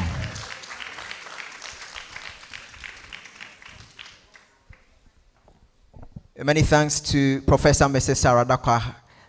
Thank you for being a part of us. And of course to you that you have chosen to stay with us live on TV UCC. We do appreciate your time. But if you have not subscribed to our channel, please, this is the time. Subscribe to our channel. you hit on the notification icon so that you would always get a later on update. And of course, you do share this content for the world to get to know what Cosmos Innovation Center and the Design Thinking and Innovation Hub is doing today on the land of the University of Cape Coast. Remember, we're coming to you live from the School of Graduate Studies Auditorium of University of Cape Coast. And this is the Agritech Challenge Classic 2023 Southwest Zonal pitch. Remember, we have 4 zones. We have the northern zone, the middle zone, and of course the southwest and southeast zone. At the end of the day tomorrow, God willing, we'll select some teams to represent this zone. I have here with me the Lads Chicken next team to present. And of course, remember, we'll be taking your thoughts, your input, your comments at the comment session. Later, we would bring that to you intermittently. And so keep them coming. If there's a particular team that you support and you want to say something about them, feel free, and of course share that at the comment section. Intermittently, we would be bringing that to you. I must inform you that if you find yourself around the campus of University of Cape Coast, especially if you're close to the School of Graduate Studies, we are at the auditorium, and so you can join us here. Feel free to join us here. Today we have 20 teams presenting. Tomorrow, God willing, we'll bring you another 20 teams, of which later we would select the teams that would be representing us at the regional level. For now, it is meant for the Southwest Zone. And so if you are around this area that is Western and the Central region, and you want to cheer up some of the teams, feel free. If there's this idea that you would also want to put across at the comment section, we would highly appreciate that. We can proceed now. Last Chicken, you ready? Come close to him. Are you running away from him? Aho! Let's hit them some more. Aho! Aho! Appreciate. Great. Addition team, can we proceed, please? Right. Your time starts now. Good afternoon, ladies and gentlemen, and thank you for having us. We are Last Chicken, your best choice.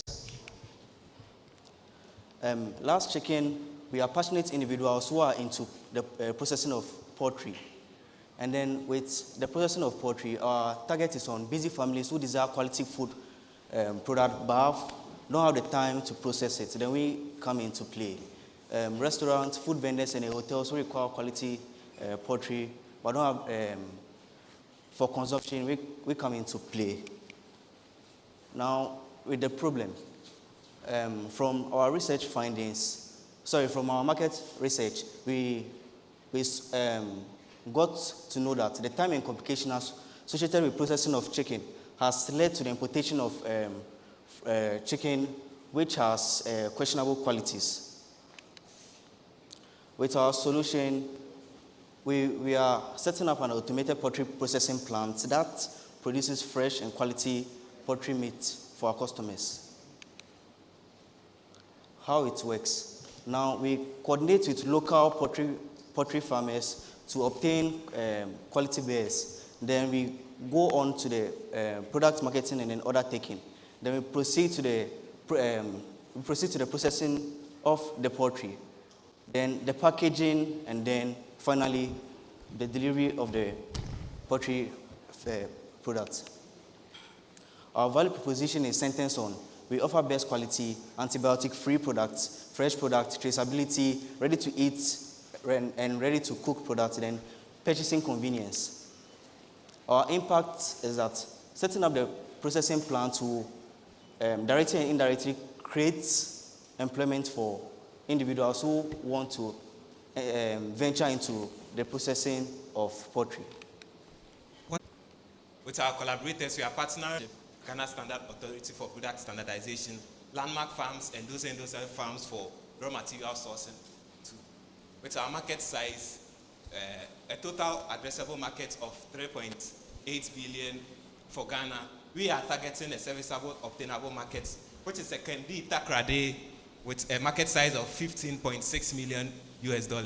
With our go-to-market strategy, we are going to do a massive social media advertisement at the get-go, and we are going to get involved in in-person engagement with our target markets too as well. And we are going to do promotions as and when necessary too. With our market research learnings, we realized that the awareness about antibiotic-free products is very low. So we are going to create awareness about the product, and also in terms of pricing, we seek to optimize our prices to help the low income and then the middle income. What we are going to do there is in terms of packaging. So we package in sizes so that the low income too can also afford. And then we are also going to consider the preferences of our consumers to optimize what they can also get. With our revenue model, we are coming out with 3 lines of products. The first one, which is the freshly processed, with a selling price of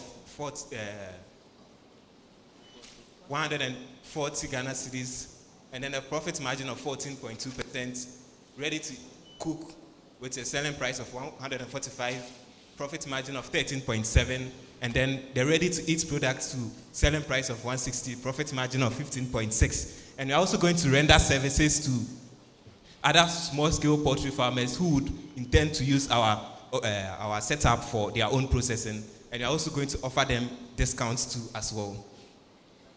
And with our financial projection, we intend to use about 16% of our fundings to source our raw materials, and 45% and 33% for equipment and factory, respectively.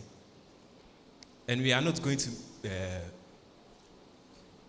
with our roadmap, we intend to start operations during the 3rd quarter of 2024 and then scale up as the year goes by. This is our team. Abraham Duwapi Ajukache being our production lead, Linda Otu being our sales and marketing lead, Isiama Steven being our quality control lead, and then Ernest Daniel being our engineering, maintenance, and logistics lead. Thank you. Thank you.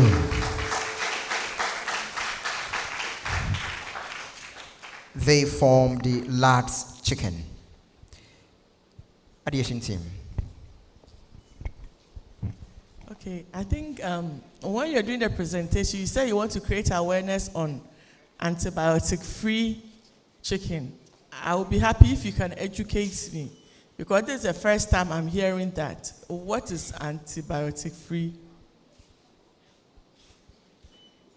Okay, with antibiotic-free chicken, what you are trying to say is that when poultry is at a starting stage, they are given vaccine, and then for us to obtain healthy products, the medicine or the vaccine which is given to it must be utilized by the body, so that the body of the bird will be free from any vaccine or medicine before human consumption. Okay, so also, one thing, okay. During the production of the birds, at certain intervals, the birds are given antibiotics to help them boost their immune system to fight against pests and diseases, which also some percentage end up in the meat that we consume. So we want to address that situation.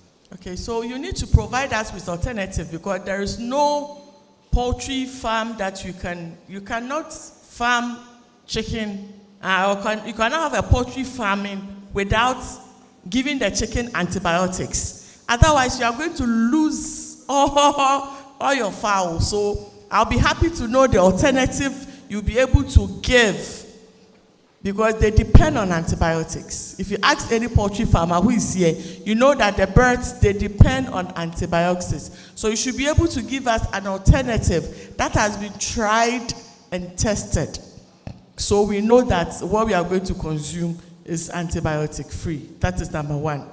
Number two, when I look at your packaging, I realize you're going to use a lot of plastics. And as we are coming out with our projects, we should be looking at health, environment, as I said, and everything. And you know that these plastics that we have been using, If you should be able to Google it, I have some information on it, especially the takeaway packs and the rest we are using. It takes about 25 years to decompose. So if you are coming out with packaging, please look at eco-friendly packaging, because I saw a lot of rubber, the Ziploc and the rest. And look at the number of chicken you are going to produce. And if you are going to use this number of Ziplocs, they are going to end up in our river bodies, they're going to end up in our communities, and they are going to litter all over. Can you please look at your packaging? It's just an advice. Look at your packaging. So in trying to solve this problem, we don't also create another environmental problems. Thank you. Okay, we'll take a look at the packaging, but with the antibiotic-free.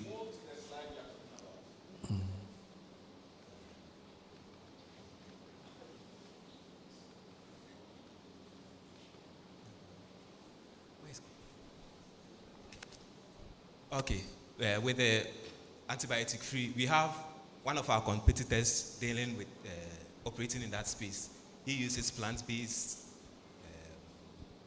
plants and some spices to help grow the beds. Okay. So we are also seeking to use that same approach, but in an advanced way.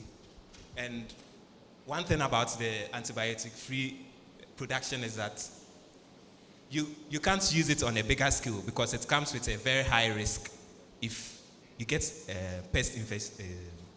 virus infestation, you are going to lose lots of birds. That's why we are collaborating with the local small-scale poultry farmers. They are going to help us produce according to our specification. So we are going to train them on how to do that and then source the materials from them. So we are going to operate with a number of small-scale farmers just to make sure that they are not at a higher risk of losing their birds if they work with us. Thank you. Yeah, thank you very much. So I think you've mentioned that another way we solve that problem is also giving a window period, which is not done in most places, where when you give the antibiotics, it has to take a number of days and even a week before we are able to consume that. So you can look at that. In most cases, X is supposed to be that, but they don't throw the X away, which means that when they give certain antibiotics and at a certain stage, the number of days should pass before they do, but they don't do that. So another way is to educate them on that. And that one is also going to cost, because it means that there are certain animals you cannot slaughter because they have been given certain what. But my issue is about getting the enough meat from what you call the small scale small scale farmers, that you are getting the meat from them to process, or you are also producing. Are you also producing? So that is an issue, because in most cases, when you see most of the farmers, they are producing eggs. So in broader production, you see that it is during Christmas and other times that.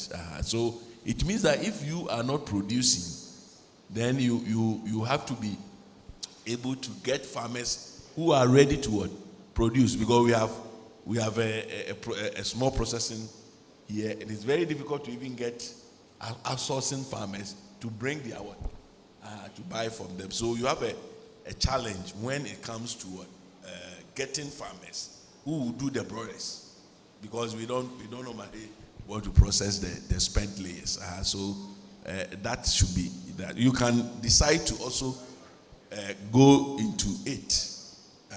That is what I will advise, that part of your decision is to get an outsource. Other than that, when farmers, when they see that the prices are higher, they are going to divert. And if you don't have any production to support, then you will be out of business. So look at that.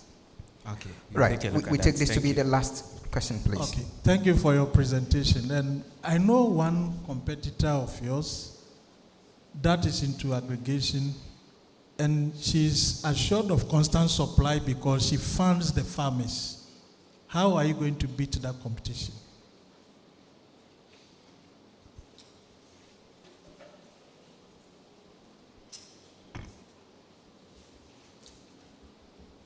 Please, if does the competitor you mentioned, do they use automated system in terms of processing? What I said was that your competitor has constant supply of beds to process because she is funding farmers. Once you fund the farmer is obliged to supply to you. How are you going to beat that competition to ensure that constantly you have beds to process? I think the best way we can approach this situation is to allocate some portion of our profits that we are going to make to help those farmers. Yeah, that's the best we can do. Thank you. Right. Thank you very much. Arts Chicken. Is there anything else you would want to say? Great. We wish you all the best. You can take your seat.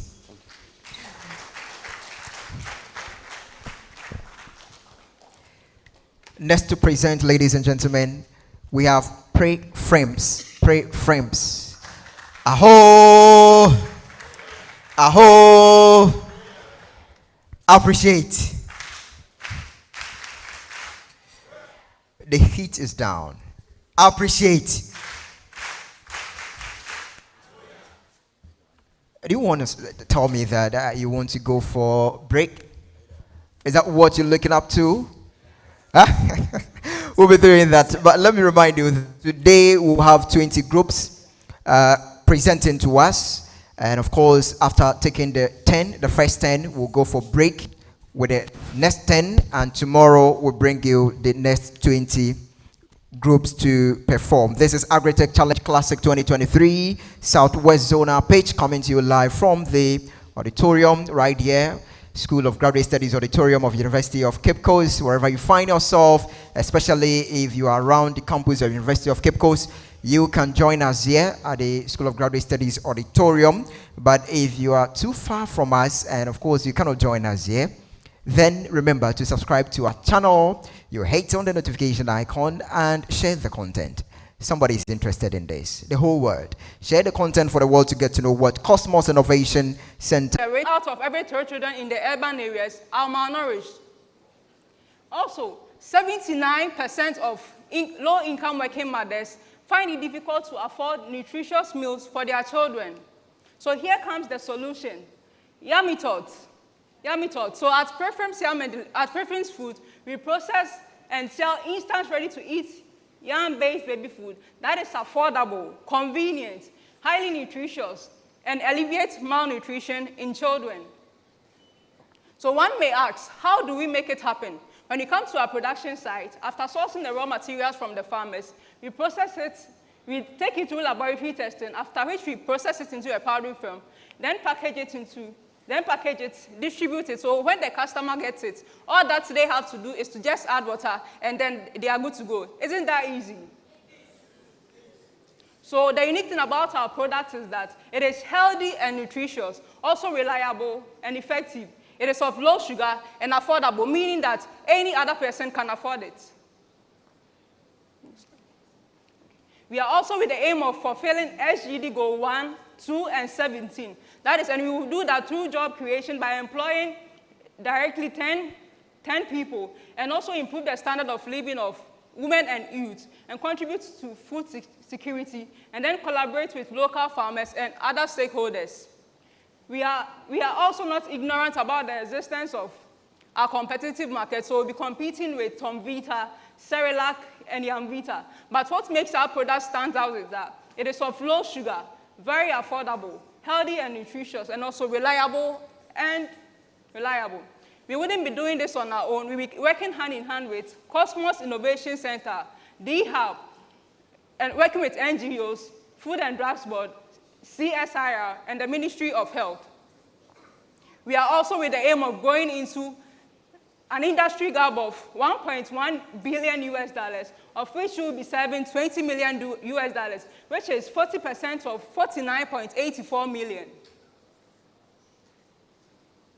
So in order to tap into this opportunity, we are targeting the low-income and busy working mothers, and also we intend reaching out to them through our social media handles. through public address systems and also the radio station by charging low retail prices in an eco-friendly packaging. We also make our products available at hospitals, supermarkets and malls, local stores, and also sell through direct selling. During our market research, we also discovered that sourcing our raw materials directly from the farmers would decrease our cost of production. And also with our target market from the rural areas, we also discovered that most of them do not have access to instant nutritious baby foods. And also we got to know that there are machines that will enable us to ensure safe production during our production process. We believe that our business is worth investing in because you make a margin of 33.3% on the sachet of product that we sell, which is 50 grams. And the cost of producing a sachet of our product is 3 Ghana cedis, which we will sell at 4 Ghana cedis. We've successfully embarked on our market research, engaged the necessary stakeholders, and we hope to develop our business so that hopefully by the end of November 2024, we'll have fully deployed our product, assess our operations, and also extend our production lines. 1 minute remaining. I have with me a formidable team. We have Prince Mensah, our operations lead. He has 2 years experience in operations management. Vida Dakon, she has 2 years experience in marketing. Linda Mensah, our finance lead. He has an experience in finance, as a treasurer. And also myself, I'm the production lead. And I have a background in production management. So come join us as we put masks on the faces of these children. Preference foods, healthy habits start with healthy food. Thank you. We are also grateful, Preference. Okay, thank you so much, Preference, for the presentation. But do you think your product is affordable? Our product will be affordable. I disagree, and the reason is that the Mami Araba that you show, she's very poor. I have a worker. She has two children, right? And she will not buy Cerelac. These days she complains, you will not buy Cerelac because the child will take like 3, 4, within, let's say, 4 hours. So she rather go and buy cocoa, right? Cocoa. Now, Cerelac is 5 cedis, yours is 4 cedis, and 5 cedis, 50 pesos. Do you think this is affordable? I thought that you should rather be thinking around maybe 2 cedis. So check. All right. This is just an advice. But actually, we are targeting the malnutrition. So good. Okay, that's the second issue I'm coming to. In Ghana, what are the nutrients that we are lacking as a country? Okay, iron deficiency, vitamin A deficiency. We have protein and then zinc deficiency. Okay, that is excellent. So, which of your raw materials will help you get all that? So can you show that slide?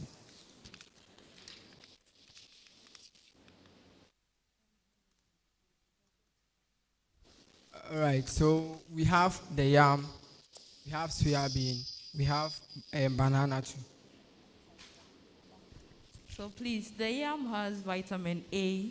It has dietary fiber that will help. Yeah, and the banana too has potassium. The soya bean also have healthy fat, and it also has vitamin A. Iron is present in soya bean. I think that when it comes to vitamin A, it's more of the OFSPs, orange flesh, sweet potato. I think thank you very much for helping our mothers when you are bringing a solutions that will help us to grow. It is very important. But I hold a different opinion that your product should even be expensive because of the ingredients that you are using. So, for example, when it comes to yam, 1 tuber of yam, 1 kg of yam, compared to the cereal base that Cerelac and other people are using. So for me, I feel that your product should be expensive. Banana, now that 2 or 3 fingers they are selling. Yeah, so I'm saying that it should be more expensive. Rather, maybe you should be targeting a different market, not the woman you should. Like Madam will be willing to what? Yes, because it's a yam base, and you are also growing what local markets. Because when you compare maize and these ones that others are using, they are quite expensive. So look at the dynamics, because I'm thinking that you're going to incur more cost. Nowadays that yam is very expensive. Sometimes it's difficult to even buy 1 tuber and the 1 kg compared to that of cereal. So look at that, and that could also. Okay, thank you very much. But with that, we've had talks with our suppliers, and then we are also seeking to collaborate with NGOs that will help us reduce our cost of production. Thank you. So it's good that you are solving the problem. You can use an NGO method to solve, but this is a business. So in businesses, when you are bringing a product, the product can be very, very good. But if the cost of production will not let you have, then you target people who are likely to. So that's what I'm thinking about. Thank you very much. But if you do your analysis and you feel that if you combine these products, it's going to give you a cost that is lower, and that you can even price lower than cereal base, that is what I'm a little bit at a loss. Okay, but please, we also want to kindly let you know that we are not actually targeting only the rural folks, but we are with the hope that as time goes by, we'll extend it to the working, the corporate mothers too, who can also have food.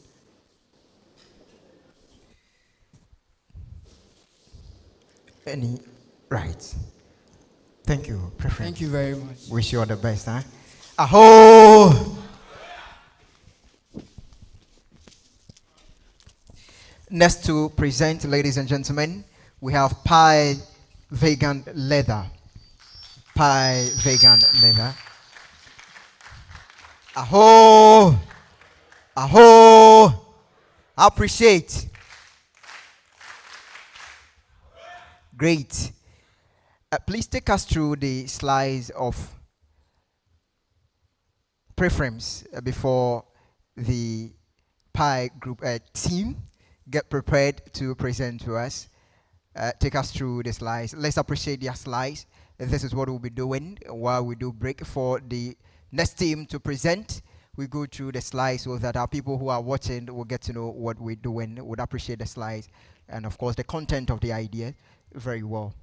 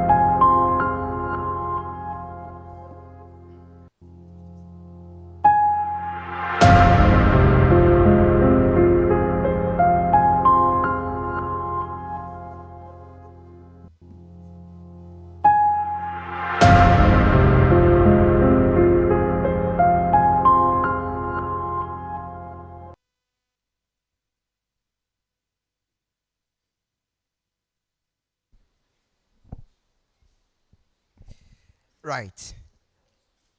Pie Vegan Leather is ready to present to us. Please, your time starts now.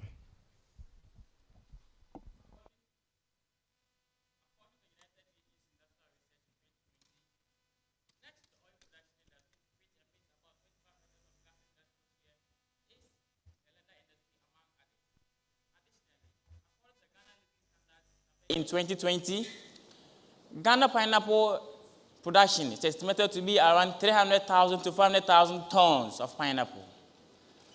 Again, after each harvest, about 1 trillion tons of pineapple leaves are harvested each year, which, when not properly taken care of, releases methane gas, which increases greenhouse emission, impacting negatively on the climate action, which is the SDG goal number 13. I am Apia Samuel Kingsley, the operations lead for Pie Vegan. Good morning. Let me share with you a star story of Mr. Ransford Osei. Mr. Ransford Osei is a 40-year-old pineapple farmer at Ekumfi. He owns about 500 acres of pineapple farms. He accumulates over 40 tons of pineapple leaves after each harvest. Currently, Mr. Ransford is struggling to find a disposable solution for the leaves. Once again, he faces challenge in clearing the land to cultivate the next plantation. On the other hand is Madame Edna. Madame Edna is a 27-year-old lady who is actively engaged in the importation and the use of leather for shoes and other accessories. One sad story that happened to Madame Edna recently is because she recently lost a contract worth $1,200 because she wasn't able to get the required leather for the production for the customer. Currently, Madame Edna is exploring affordable replacement for the traditional leather. Let me take you to the problem. Over 80 to 90, this challenge, of course, is not faced by Mr. Ransford and Madame Edna alone, as about 80 to 90% of pineapple farmers are engaged in the improper disposal of pineapple leaves. Pineapple leaves accumulate or occupies a very significant portion of the land, making it difficult for the farmer to clear for the next cultivation. Once again, the leather tanning industry, that is the local people, produces about 600 million tons of waste, as the United Nations Environmental Protection Agency reported. Once again, imported leather comes in the form of scrap, that is species, making it difficult to work with. Once again, the synthetic leathers are not biddable. That is, they contain polyester or polyurethane. Now, this is where Pie Vegan comes in. We specialize in the production of biddable, durable, and cost-effective leather, utilizing the pineapple leaves to feed the footwear, the furniture, and the fashion industry at large. Now, when customers like Madame Edna places order, we first go to our farmers for our raw materials. We transport to our site. Upon reaching our site, we arrange them and go through the decorticating process. And then through the pressure and drying process, our pie leather is ready and being delivered to customers like Madame Edna. Now, when Madame Edna receives our product, she's been assured of durability, aesthetic appeal, flexibility, sustainability, and breathability. We acknowledge the fact that we have other competitors. However, we are not bothered, as our product has the aesthetic appeal, it's very durable, has a very less cost price, making it cost effective, and then it's very flexible to work it, meaning you can mold into any way you want. We cannot do this alone without the help of KIC for their mentoring, for DHAB for their monitoring and then their guidance and support, KIC for the financial assistance, Ekumfi and the Acoms and Amopa for their production of raw materials. Our collaborators see what you see in terms of market size. As West Africa imports about 21.23 billion worth of leathers. Even Ghana as a whole, we import about 760 million worth of dollars in leathers. We at Pie Vegan, we are going to tap into 760 million of $110 million as our revenue. Of course, we are going to engage our customers, such as Madame Edna, with lower pricing. We are going to also attend trade fairs and farm fairs to patronize or advertise our product. Once again, we are going to the social media platform to also make additional advertising. We are going to use the local radio stations that's the community radios, and the television radios to patronize our business. In the course of market research, we learned so many things. We also learned that the imported leather comes in the form of scrap, that is species, making it difficult to work with in a form of, making it difficult to work with, and you want to mold it in a different way you want it. They use measuring tape for the synthetic leather, and then even the measuring, it can also be biased. Because maybe how you measure it, and then even in our course, we realize that a customer uses 14 by 14, whilst other one uses 13 by 13 square when they're selling their leathers. 1 minute, please. We also realize that it takes about 2 weeks for the color of the leaves to change from yellow to green, from green to yellow, meaning it gets spoiled, that you can't use it again. We're also saying that about 480 pineapple leaves can produce a square meter of our leather. Just as every other organization, we also intend to make our profits, and we adopt the pay-as-you-go model with a cost of production of 1 square meter of 12 Ghana cedis. We calculate the profit margin of 33%, thereby selling at 15 Ghana cedis. As every organization seeks to make, we have our roadmap. We have started with the MRT. We collaborate with the suppliers to source our pineapple waste and other stakeholders. We also establish a partnership with the industry and MVP development by the next quarter. We are impacting the revenue of the pineapple farmers by 20%. We are also saying that we're going to have a 30 direct and 70 indirect jobs for the youth. We are saying that we are reducing the gas emission by 1.7 ppm volume. That is the SDG goal number 13. Of course, because with the help of my team, that is Anya Malcolm, who brings on board 3 years experience in customer service and administration, and Sekina to Ibrahim Bansa with 2 years experience in venture finance. We are saying that Pi Vegan can be the next phase of leather in our country. Thank you.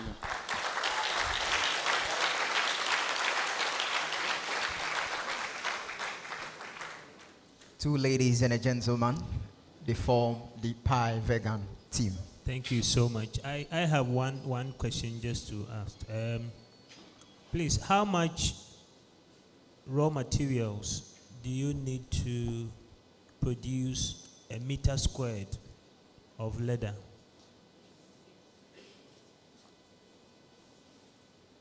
So we need just 480 leaves to produce a square meter of the leather. And that can be gotten from 16 pineapple fruit.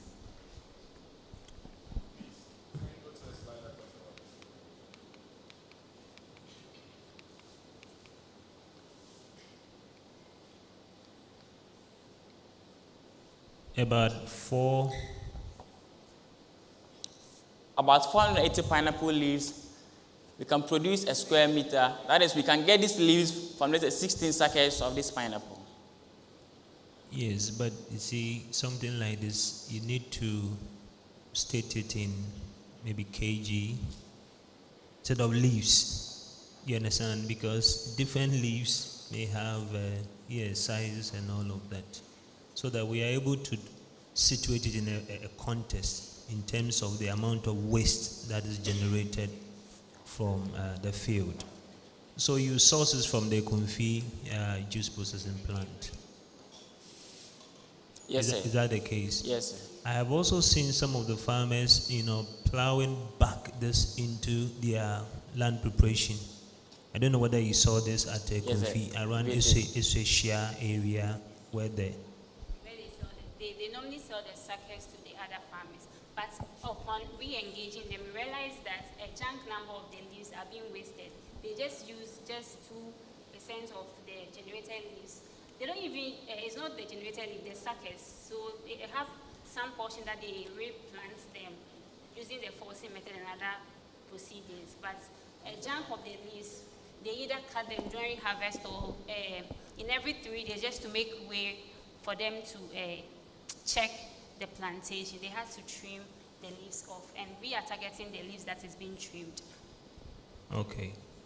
Not the suckers, because some of the leaves also comes with the suckers that they use as a planting material. Yes, please. Then in that case, I can imagine how much waste you will get. Yes, please.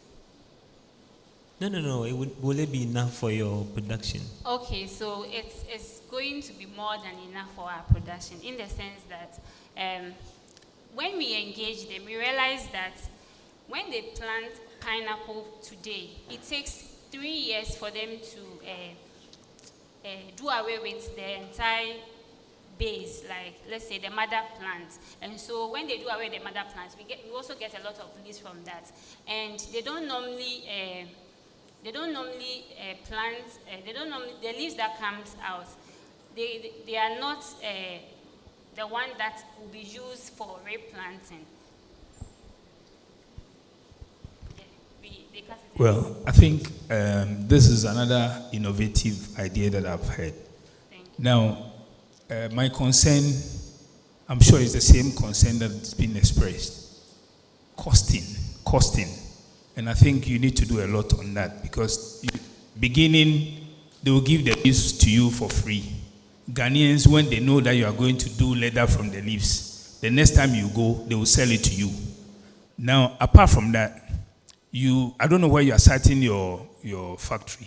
Where? So, because we will be sourcing most of the raw materials from the Kumfi region, we intend to be closer to the farmers. So, we will situate our company closer or within the Kumfi region. Okay. Yeah. So, all your raw material will come from Kumfi? Kumfi and the neighboring town. So, we've engaged the Pineapple Association within the Kumfi region and Mankesim. Okay.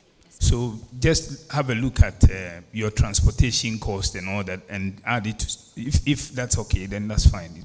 Apart from that, I think it's a very good project. Thank you. If you can supply the leather that we need.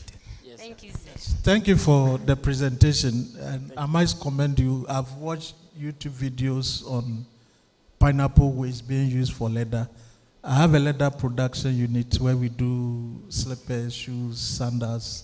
So I was also doing research on innovative ways and I came across this. The addition is that the mangoes can also do that. So look at it. Thank you. Thank you very much. Yes. Thank you. We'll get in touch with you. The mango pig. So what I wanted to find out is whether you've been able to, or it's still in an ideation stage, whether you have done something, because I know that in most cases, they use that for fabrics. So to get a leather, as we're talking about, so have you done something like that, or you're now going to try?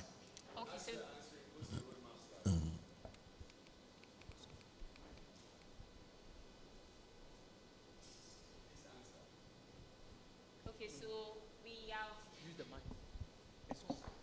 So at the moment we have engaged or we have conducted our market research. So we are yet to come up with an MVP of our products. So we've not tried it, if we are to be honest with ourselves. Okay, so we're yet to see the feasibility. Right. Do you have anything else to say? No, we just want to thank them for the opportunity to express ourselves. All right. We wish you the best of luck.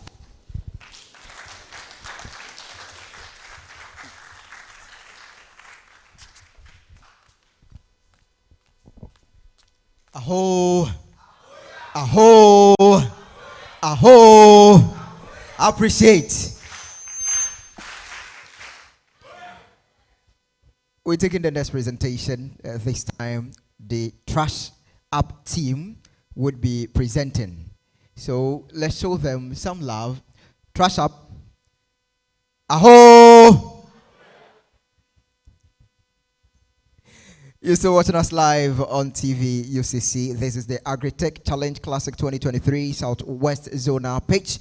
We coming to you live from the School of Graduate Studies Auditorium of University of Cape Coast. Today we have students from the Takoradi Technical University and a student from University of Cape Coast presenting. We aim to choose the best team to represent the zone. And of course, this is brought to you by Cosmos Innovation Center and the Design, Thinking and Innovation Hub of University of Cape Coast. Please do stay with us. We'll be back shortly.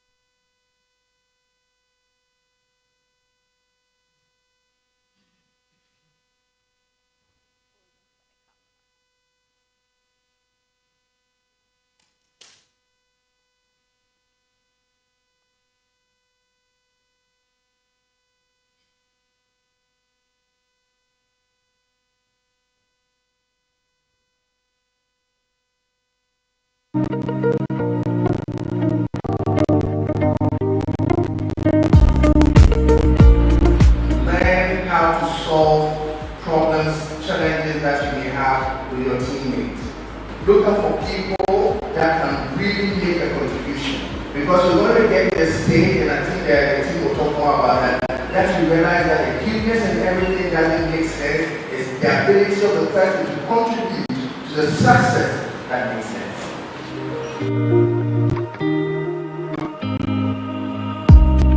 We like to say that we transform, portray, invest in, and inspire entrepreneurs. Our vision is to drive innovation to create and apply commercial solutions to Ghana's key developmental challenges, starting with Agro. I'm so happy. Others are paying to even learn the hard way. With this 2-day program, I believe I wouldn't just be looking out for the skills to be a better entrepreneur, but then my mindset has naturally attuned to certain things I would need to consider if I would want to be a successful entrepreneur. Thank you for the opportunity you have given to us.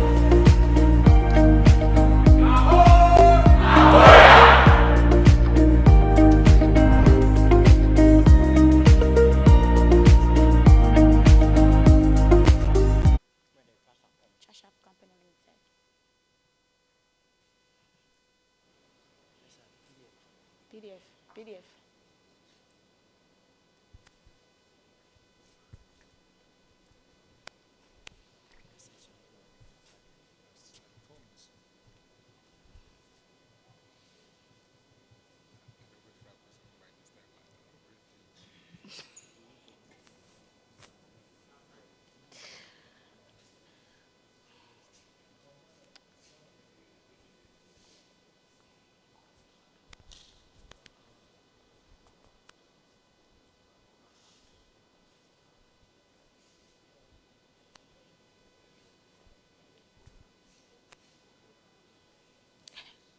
Crunch. I had Coca-Cola.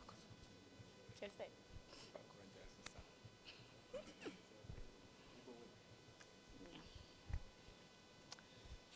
Right. Thanks for staying with us. This is TVUCC, and we are coming to you live from the School of Graduate Studies Auditorium right here on the land of the University of Cape Coast. This is the Agritech Challenge Classic 2023 Southwest Zonal pitch. Next to present is Trashup, a team made up of 4 persons. Beautiful lady leading the team. You ready? Your time starts now. Good afternoon, everyone.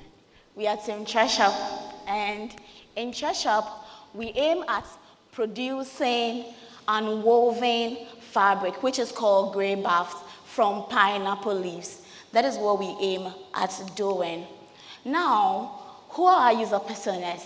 During our market research tour, we visited some textile industries in the country, and ATL was one of them. Looking at the customer demand for ATL, which is about 6 million yards per textile in a month, they are able to produce 3 million yards per month due to the lack of raw material or insufficient supply of raw material that are imported from China, Japan, and the Netherlands. This creates the gap of 50% of grey baft that is needed to run the factory in full capacity. Due to the lack of this raw material or base products, quite a number of their workers has been laid off as well. We also look at Mami Efia, who is into handmade batik production, and she produces about 1,000 yards of batik per month, but had to hold on to business or pull out for some time because she's not getting proper access to the kind of base that she wants to be able to produce more. The problem, looking at the high customer demand of this fabric and also the insufficient supply of raw material to feed the textile industries. For example, Volta Star Company Limited produces the same product, but the raw material, which is cotton, is being imported from Cote d'Ivoire and other African countries, and about 30% of the workers in these industries have been laid off. However, looking at this outstanding problem, we have a raw material, which is this pineapple leaves, that go waste when after the pineapples have been harvested. We visited Milani during our market research tour and later visited them again to engage them about what they do with the pineapple leaf. And we were informed that these pineapple leaves, after harvesting, are just there. Some of them are used for replanting. However, quite a number of them go waste. And these leaves, when left to rot, produce this methane emission gas that is 20 times more harmful than carbon dioxide. What is Trashup bringing to the table? So we are going to leverage on the local material, which is pineapple leaf, in producing unrefined woven fabric, which is the grey baft for use of these industries. How are our system going to work? So we first of all visited Milani, which will be our base raw material supplier, and had an agreement with them, and the manager requested for certain letters to be able to go into agreement with us. We visited ATL, and they were ready to take our products if it meets their quality and their requirements. And also, we are going to set up a site for the production in the central region of Ghana. And also, after the setup and the site is ready, we are going to collect the leaves, employ local people to collect, and we pay for the leaf, and we extract the fiber through a mechanical process. After that, we rinse the fiber, dry it, and crush it into a fine form as cotton. Then we create our grey baft out of the powdered form. Apart from giving our customers a raw material base for their production, we are also going to give them a durable and an excellent dye-absorbable product.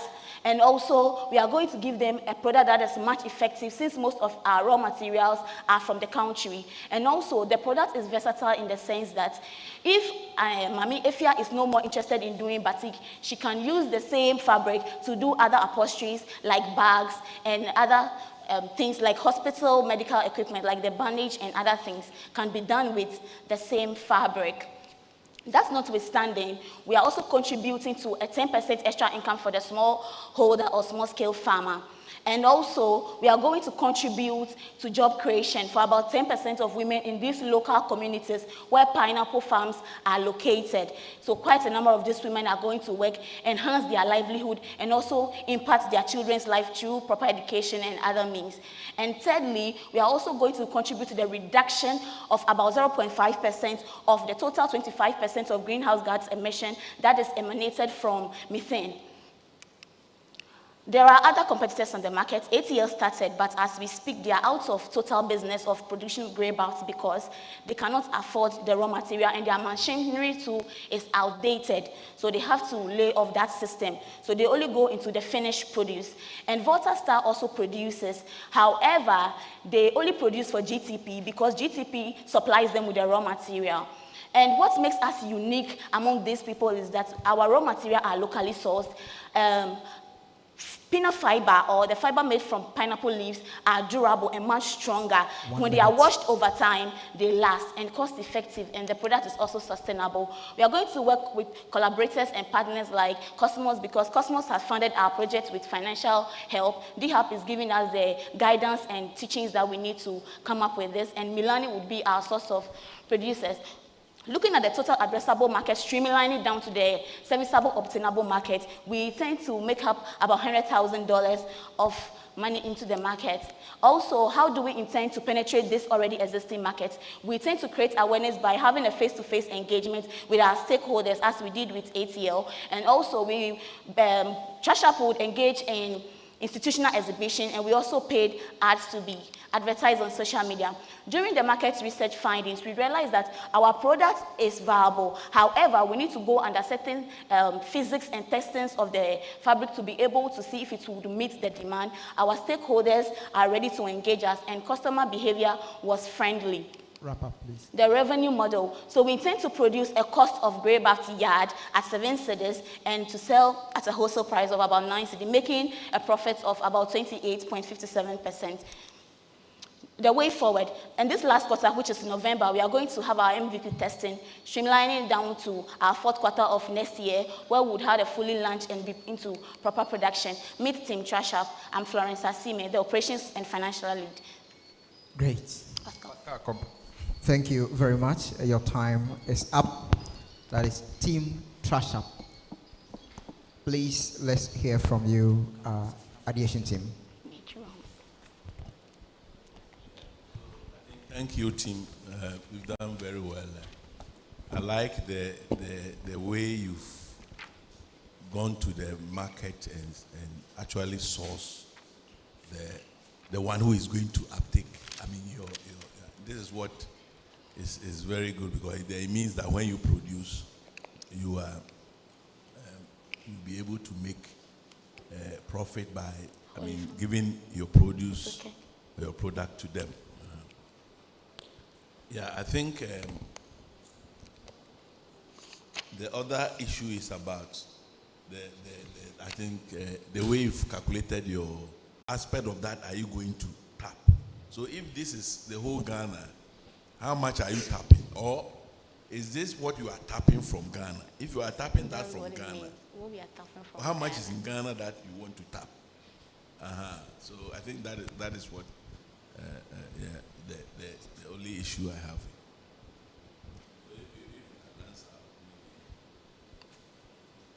Okay, my question is on the raw material for the grey baft. I know that typically they use cotton. I don't know whether I'm right. Yes, please. Cotton. Yeah, cotton. Yes, and you want to use pineapple leaves. Yes, please. I don't know how is that going to play out. I didn't get it quite clear from you, because the grey baft we know is like a plain whatever cloth kind of that the users will now design into other colors and all of that. So I don't know from what you have shown and how it works and all of that. Can you because more especially when you mentioned that those that started this kind of business are all they are all out of business, then it presupposes there's some real challenge that we need to. So okay, so with the first aspect, to answer the question, when we were at Waterstar and we told them that what if we supply them with the raw material for them to produce the grey baft, and they told us that their system currently is fit and and geared towards only the processing of cotton. So if we can bring a cotton-like fabric, fiber from pineapple leaf, they may, and we should go through proper testing and all that. So we were at Gratis Foundation to ask if they will be able to produce something like that. And the manager was like, okay, they can, but how fine do we want it? And that would determine the kind of machinery they would mount up to be able to make it fine. So if Gratis can produce for us, which he said yes, he already gave us some estimates, already having the pounding part, which is the processing. So I believe from there we'll be able to find out under microscopes and other things if it can be tilted and tweeted to fit into the cotton form. So that is what we've come up with for now. So your idea is not the production of the grey baft, but the raw material for doing the grey baft. Is that the case? No, please. The issue is because they are already into that production. We solicited for like guidance. That doesn't mean Waterstar is going to produce our grey baft for us. But if we have something final like what they use, then it means that the kind of system they use may equally to some extent apply to our industry. Okay. Thank you. My concern is what shows this presentation is a team collaboration and not just your idea. Because the others are just spectators. So. They were actually whispering. Okay, so we work as a team. So we project her as a team. We have a work to do. So we have given her that assignment. So any corrections, we corrected ourselves there before we came here. So any questions that comes, if maybe she will be able to answer. The one that she can't answer, we are ready to answer it. Thank you. Okay. Okay, sir, Prof. Ernest, please, concerning your question, it means that because of the property differences between the cotton and that of the peanut fiber, it cannot be produced, the grey baft cannot be produced at industrial level, and that for now we are trying to do that at the lab level, and then we are watching the texture at in the microscope to see how coarse it is and how it can be spinned to get a long thread so that we can go through the weaving to get the grey baft. Okay. Again, I recommend look out for other agro waste. Back in Accra, there's somebody is using banana plantain stems to generate the fiber for the thread and going to the extent of doing the fabric. So look out for, there are more other agro waste you can use. Thank you. Thank you so much. Thank you so much. Yes, that will be the final comment. We're grateful for your time. You want to say something else? Okay, so we want to appeal to our judges and our panelists that this idea is worth pursuing. So kindly invest in Team Trashup and won't lay you down. Thank you. All right.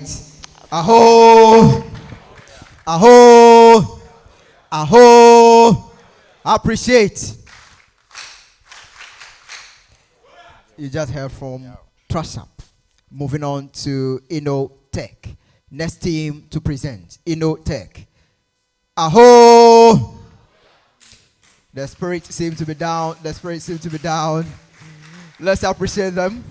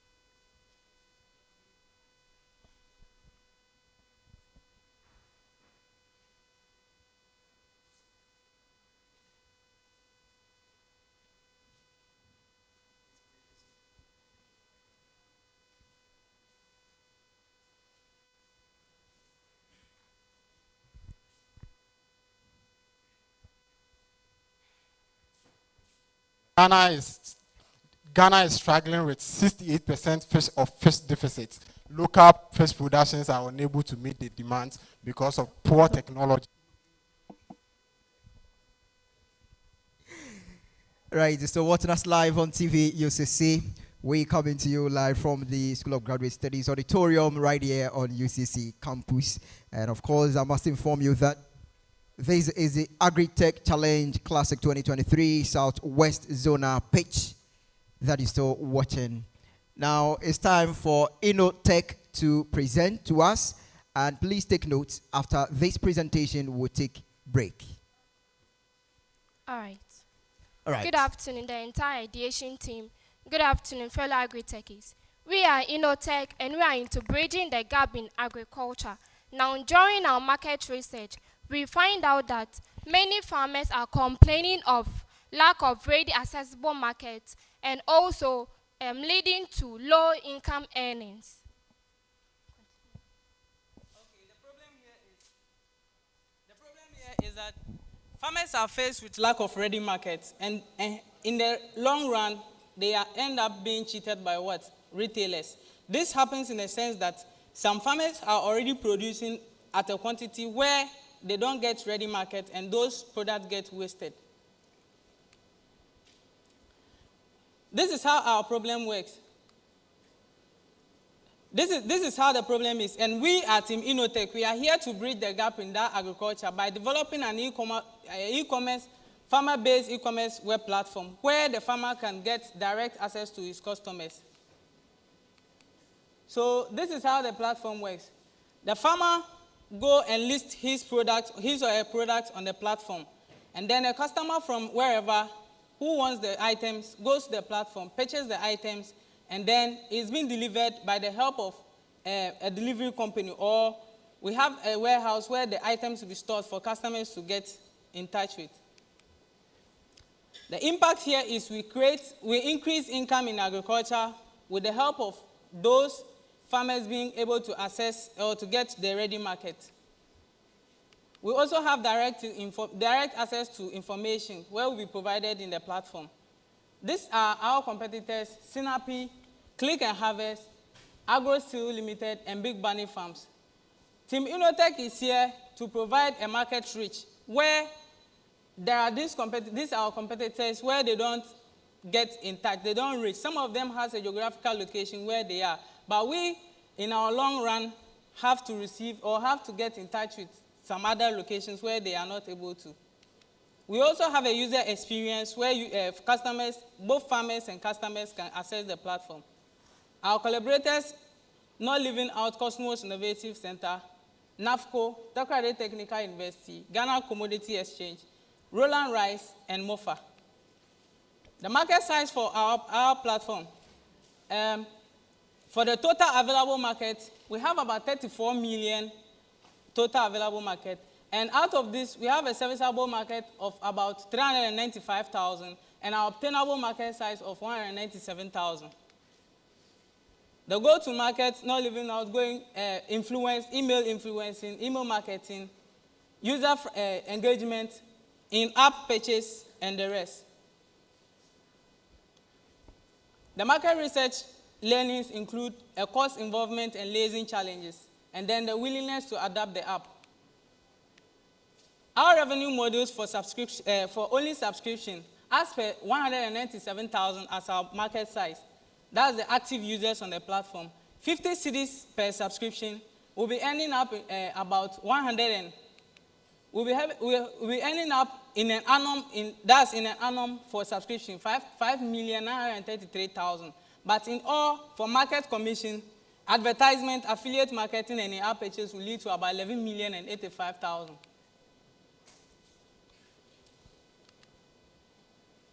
This is how the roadmap will be like. From here, that's the fourth quarter. We'll be dealing with the design, which is the MVP, the UI and UX design. Moving on to development of the back end and the front end, which with the mobile app. Then we move on to the testing and the rest. The cash flow include, as at quarter 4 right now, we have already received an amount where we use for the market research. We'll be expecting as at quarter 3, which is going to be about $10,000 and 48,000 as in Ghana cedis. 1 minute. This is our team. Please. I am Nadi Joseph, the business development lead. I'm a software developer. And this is Teresa Mary Kobna. She is the business and financial lead. And this is Prince Ado. Thank you. And together they form Tech. Thank you very much. Aho! Right. Our judges, please, let's hear you. Hello. Yes, thank you for your presentation. You are saying the lack of digital platforms or platforms for farmers to sell their products is the problem you are solving, right? The problem we are solving is lack of ready markets for smallholder farmers. And you are saying these farmers should go online themselves and then upload and put their product online. Are they willing to do that? Okay, so yes, please. During our market research, we found out that many of the farmers were willing to adopt the app, if and only if it's going to help them earn more income. Well done. But are you also aware that between the farmer and their major buyers, we consume at the latter part, but they are major buyers, like 80% of them are not technologically inclined. Are you aware? And yes, so if you say you are bridging the gap and the users are not going to be very familiar with the app that you are bringing on board, how do you bridge the gap? So we will have a training for the users. There will be a training for the users, which is in the app. And also, we'll create employment. This will be a channel for employment for the youth who are not employed and maybe the graduate from SHS.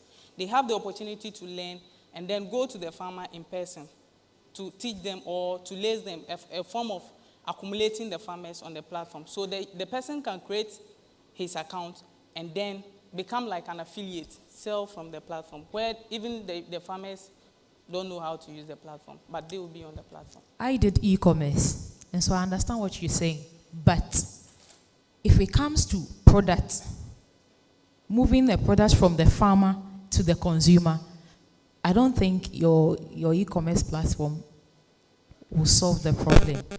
Unless you are ready to be at both ends and then do the liaison. I don't know if you're understanding what I mean. So if I'm a farmer, I'm a yam farmer at the north, and I need buyers. And then my mother sells at Agro, she needs the yam. And you are telling my mother, who have not been to school, to go on your app and order for the yam and, do all this payment and all that on their own. It is not going to be effective. Unless, of course, you have a means of transportation. You have, at the other side, where the farmer is, you have your people there to liaise with another set of people or your workers here in Accra. I'm using North and Accra. So that you go to the market, tell them about the product you have and how it works effectively. Take their orders, do the order for them, make sure the product gets to them. I think that's the only way you can get it working very effectively.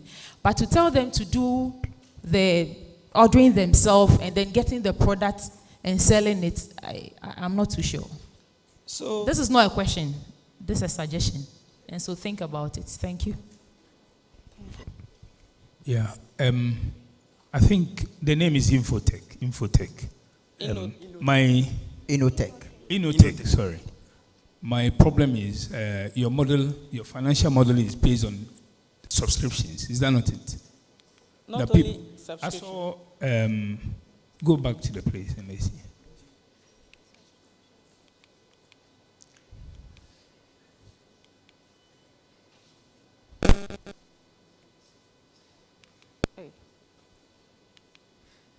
Anyway, how would you get your money? So we have subscription and in-app purchase. We have ads running in the apps. And then we have subscription. That's for the subscription. We also have a way of getting money when a farmer sells from the platform. We get a commission from selling from the platform. So the basis is the person has to subscribe first. The subscription is not for all the farmers. There are other farmers who are at a stage. They are already big farmers. For them, they can subscribe. But for the small-scale farmer, we'll be doing a commission on that. And then depending on how the product will be selling, if we make a ready market for the farmer, I'm sure they'll be willing to sell. So per the market research, farmers were willing, even the small-scale farmers were willing to sell on the platform because of how the markets will be ready. Yeah. And then they were willing to get a commission from That's fine. Willingness is there. Ability is also another matter. The reason why I'm pointing out this to you, if you have other sources of revenue, that's fine. But if it's based on subscription, you should know the culture of people in this country. This is why even ECG is doing prepaid. Today, I've gotten something, I want to subscribe. The next month, if I have to pay, because I saw monthly subscription there, and you are going to make revenue from that. So if I subscribe once, and then the following month I don't pay, the next month I don't pay, how do you get your revenue? So look at that. Look at the revenue generation also. Just to add one more to it, I think with this kind of business, what it works is what Madam has said. Okay, so once the consumer get to use the service, then a commission is charged, just like we have on bookings.com or Airbnb and those things, right? You put your facility on the app. It's for free. You don't even pay any monthly subscription. Okay, it's for free. But as soon as a consumer books the facility and pays, the money goes to you, and then you pay, the owner. You understand? The other case is where the owner will also collect the money and pay back the commission to you. In that case, but I don't see this working in this sector in Ghana. So kindly check, because that's where your money will come from, right? So check and see how best you can modify it. Okay, so I also wanted to recommend that you should also try to have apps that are offline, because if it is, a lot of the communities, they don't have network. Because we are in Cape Coast, we are in Accra, So we think it's like that everywhere. No, when you go to the communities, they don't have network. So you should look at apps that are offline. What I also know is that Ministry of MOFA, Ministry of Agri, is also running the same platform for its farmers, and they're linking them to suppliers. So you should also ask them and find out how they are doing it, so you'll be able to know how you come out with this. Then I also saw that the 50 cedi subscription a month is very high. It's very high. Thank you. For a farmer, to get 50 cedis a month, no, it's very high.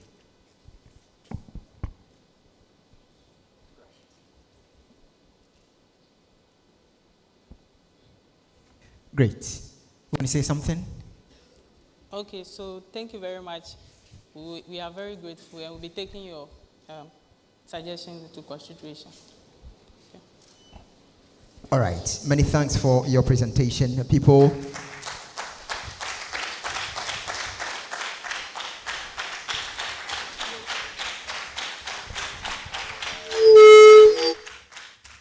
Aho! Aho! I appreciate.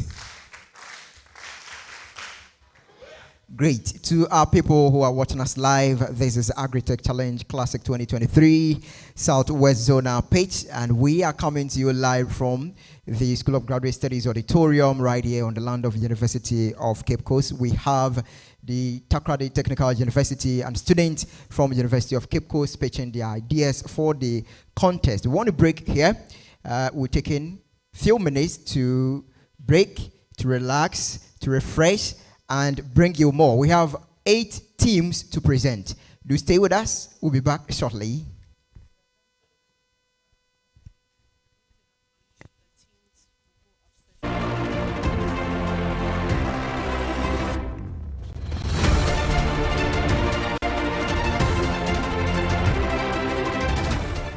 Right, the teams, please, we are going upstairs for our lunch.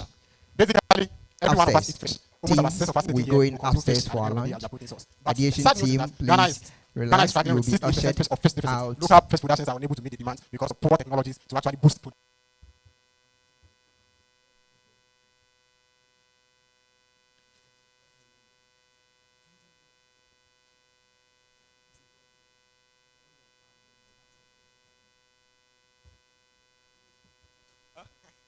So we're taking 20 minutes, please. We're using 20 minutes for our lunch. Thank you. Most of the fish farmers we have in Ghana, who approximately loses about 50% of their revenue to water quality management. That is, they lose the fish during production and the fish never get to our plates. So Aquaman is a technology that is leveraging on basic IoT devices and also other technologies such as IPR, SMS, and a mobile app to actually monitor and manage your water quality remotely so that you are able to increase yield. So this is how it works. It's basically an IoT device that we have here, which is able to take in key water quality parameters such as pH, dissolved oxygen, and even detect detect fish-borne diseases, and then sends it directly to your mobile app, which can be accessed via Wi-Fi or Bluetooth, or in other ways sent to our server. The data gets interpreted, and then it is sent in the form of a voice message in a local language to the fish farmer, or in the form of an SMS. So we are offering a convenient way of monitoring and managing your water quality or your farm, and then it comes with a tailored or efficient solutions. The farmer has no need to brainstorm about the solution, and then we are also offering a digitized training for the farmer using USSD.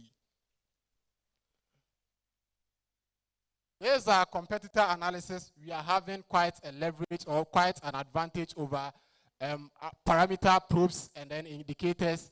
And in terms of cost effectiveness, we are producing our device on a lower cost. That is about 70% cut of the conventional ones that we are having on the market. In terms of convenience, the farmer is able to monitor his fish or pond wherever that he is. He doesn't necessarily have to go to his pond and then know what is going on over there. And then in terms of accuracy of data, it is very swift, and then you are able to receive the data in real time. And then we have also key indicators of fish health on the device. We are not doing this alone. Our ultimate collaborator, Cosmos Innovation Center, and the University of Ghana, and then other key partners are doing this with us. We are basically addressing a challenge, or we are addressing the aquaculture sector, which is worth about $183.2 million US, and then out of this, we are looking at addressing $7.9 million US out of the total addressable market, total obtainable market rather. Sorry. So we are basically selling the device on a direct sales of 1,105 cedis, and this we are looking forward to making a profit of 350 per device. And then the farmer also subscribes to the services that will be providing him. That is, he has access to the mobile app to manage his water quality. So the farmer subscribes at a fee of 60 cedis per month, or he has the luxury of paying it in kg of fish. That is 2.5 kg per month. And then the money or the amount of fish is taken at the end of the production cycle, which is 6 months, and then we recoup it. So there's our marketing strategy, basically going to employ major input services and also fairs and exhibitions, social media engagement, and word of mouth or FBO engagements. So we are basically developing our prototype, which Gabriel will be showing us very soon. And then in March, I guess you will be looking at developing our IVR, or transmitting the data in a local language content. And then we are also looking at actually deploying an AI base to monitor fish growth. So the farmer doesn't have to necessarily do manual sampling, which stresses fish and induces mortality. We are also looking at automating the system in 2024. So these are asked budgets. We are asking for $50 US, and there's the breakdown of our budget. We will be setting up a marker space. We have some technology costs to associated with what we are doing. We are basically going to decrease fish deficits from 68% to 28% by 2030. And then also we are going to increase smallholder farmers' livelihood by 50%, or by giving them 50% of their revenue that is lost to fish mortalities. We are also going to increase employment among youth, because most of them that want to engage in aquaculture production, after 1 or 2 months of engagement, they realize that they cannot continue again, and then they retreat because there's no technology to help them. This will help them to actually engage in it. I'm just wondering what the problem, like what exact problem that this solution solves. Because knowing water quality alone or water pH is just about a third. It's not probably up to 10% of the problem, right? Because if you know the pH and the temperature, those for me are much more like bigger issues that can lead empowering our young people to find their own paths forward. Than long-term impact the entrepreneurship, innovation, and sustainable agriculture are immensely viable pathways for career opportunities and advancement. That is why Cosmos Innovation Center, KIC, and its partners, MasterCard Foundation, Cosmos Energy, are highlighting the meaningful impact of entrepreneurship in agriculture in today's world and empowering the youth to harness the potential in the sector.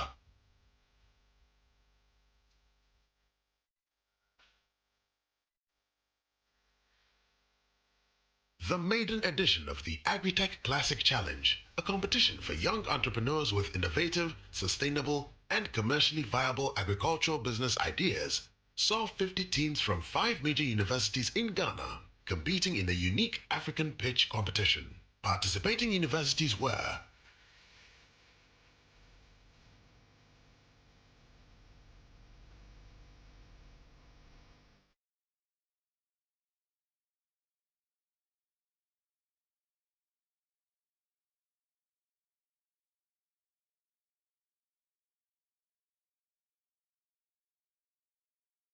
Period poverty is a problem that is facing a lot of women. As reported by BMC for Women's Health, over 500 million women experience period poverty globally. As reported by worldatlas.com, Ghana is the leading producer of plantains in the whole of West Africa and the second largest producer of plantains in Africa. This plant has a lot of fibers that's being wasted after harvest. What Product Technology do is, we turn these banana fiber into what we call the iris sanitary pad. Yeah, sunlight solutions, yes. Increase in dermatitis or skin diseases has led to a greater demand for snail slimes in Ghana and all over the world, especially Europe. As sunlight solutions, we provide quality and affordable slime for cosmetic and pharmaceutical industries.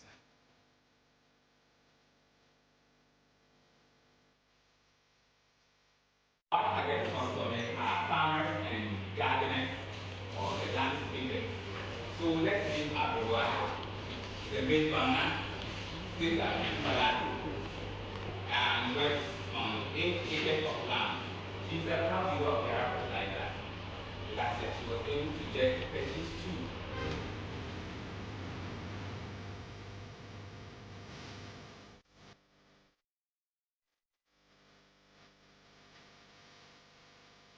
The competition provides a coaching platform for young entrepreneurs to brainstorm, develop, and showcase their innovative and sustainable agriculture ideas that have potentially far-reaching positive effects in the African agricultural sector. I can tell you for sure, not all of you will get into the Agritech Kennel. All of you can make it.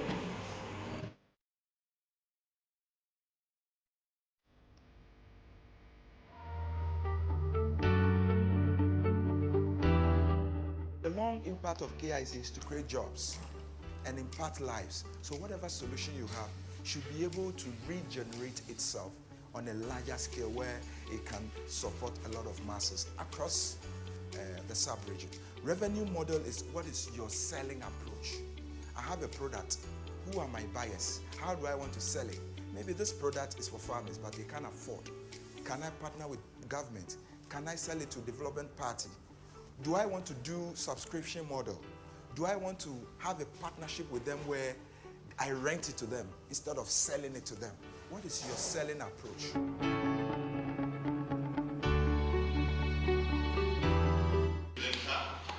Very well. I mean, this is a short period, so you need to really have that strong telepathy in communicating.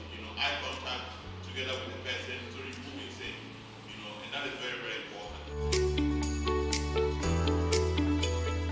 You can have it at the beginning, but having it slide after slide is quite boring. Our project is the dark wheat aduanepa.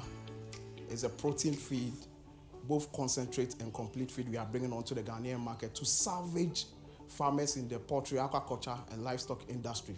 Realize that protein source, which is a major component in feed, has been a major problem as far as Africa or Ghana is concerned.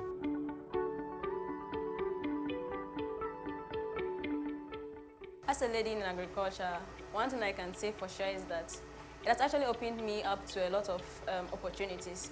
As in, me being able to know that agriculture is not just going into the mats and dating your hands. Agriculture is innovative. Within Company Limited is an agribusiness startup. We are so passionate about curbing post-harvest losses in the fruits and vegetable sector. So we are here to develop a health-friendly technology that will prolong the shelf life of climateric fruits and vegetables for at least 91 days, whilst reducing microbial contamination.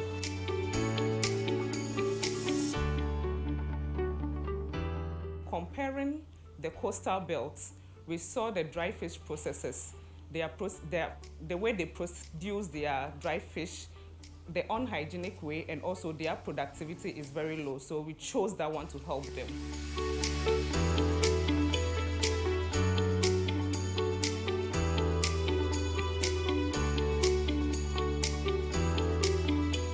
Around 2020, when I was about to graduate, with the problem of unavailability of fertilizer in the country. There are no fertilizers, the farmers are crying, you have to heed their plea.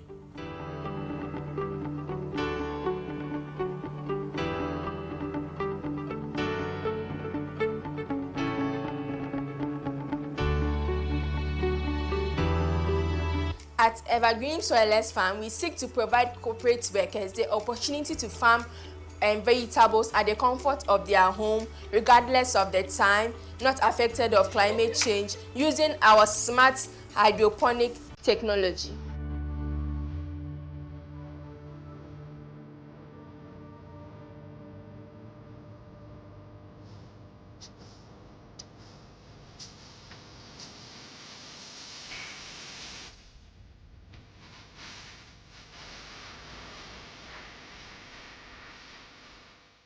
AquaMet is a technology that is leveraging on basic IoT devices and also other technologies such as IPR, SMS, and a mobile app to actually monitor and manage your water quality remotely so that you are able to increase yield. So this is how it works. It's basically an IoT device that we have here, which is able to take in key water quality parameters such as pH, dissolved oxygen, and even detect water, detect fish-borne diseases, and then sends it directly to your mobile app, which can be accessed via Wi-Fi or Bluetooth, or in other ways sent to our server. The data gets interpreted, and then it is sent in the form of a voice message in a local language to the fish farmer, or in the form of an SMS.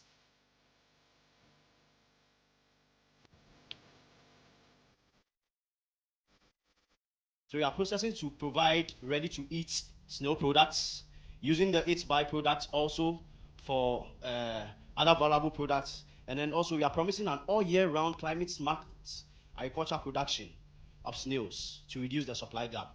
So we are going to rear snails in our greenhouses, and what is worthy of notice here is that we'll have aggregation centers in about 6 communities where we are going to pay at farm gate prices to rural folks who are going to pick snails. We are going to train them to bring the snails, and one of the things that we are going to make it notice to them is that they shouldn't pick snails which are at the point of lay.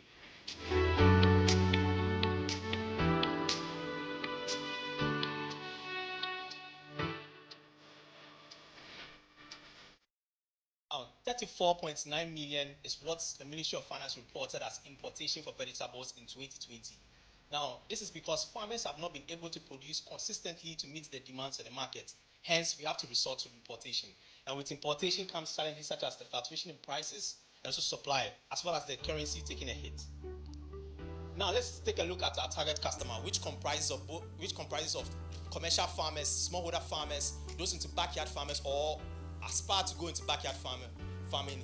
The pain or the need here is that they want to be able to grow more vegetables, either for their own consumption or to sell to make profit out of it. One of the major challenges farmers face is weeds, which actually contributes to yield loss. According to World Food Program, about 42% of crop yield loss is attributed to weed. And also in Ghana, according to POCU and AJACO, and that of Ministry of Food and Agriculture, about 84% of crop yield loss is attributed to weed growth on their farm. Isn't it so big and significant a problem, and should it not be addressed?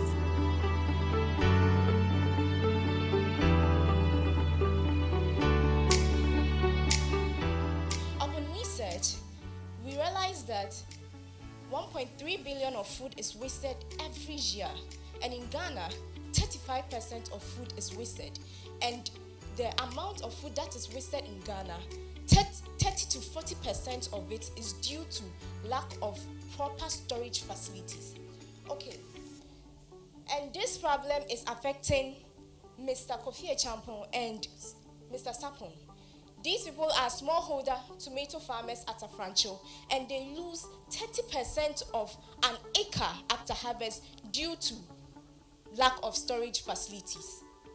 Okay, so looking at post-harvest losses with regards to no storage facility as a huge problem to farmers, we came up with a solution to provide them with a zero energy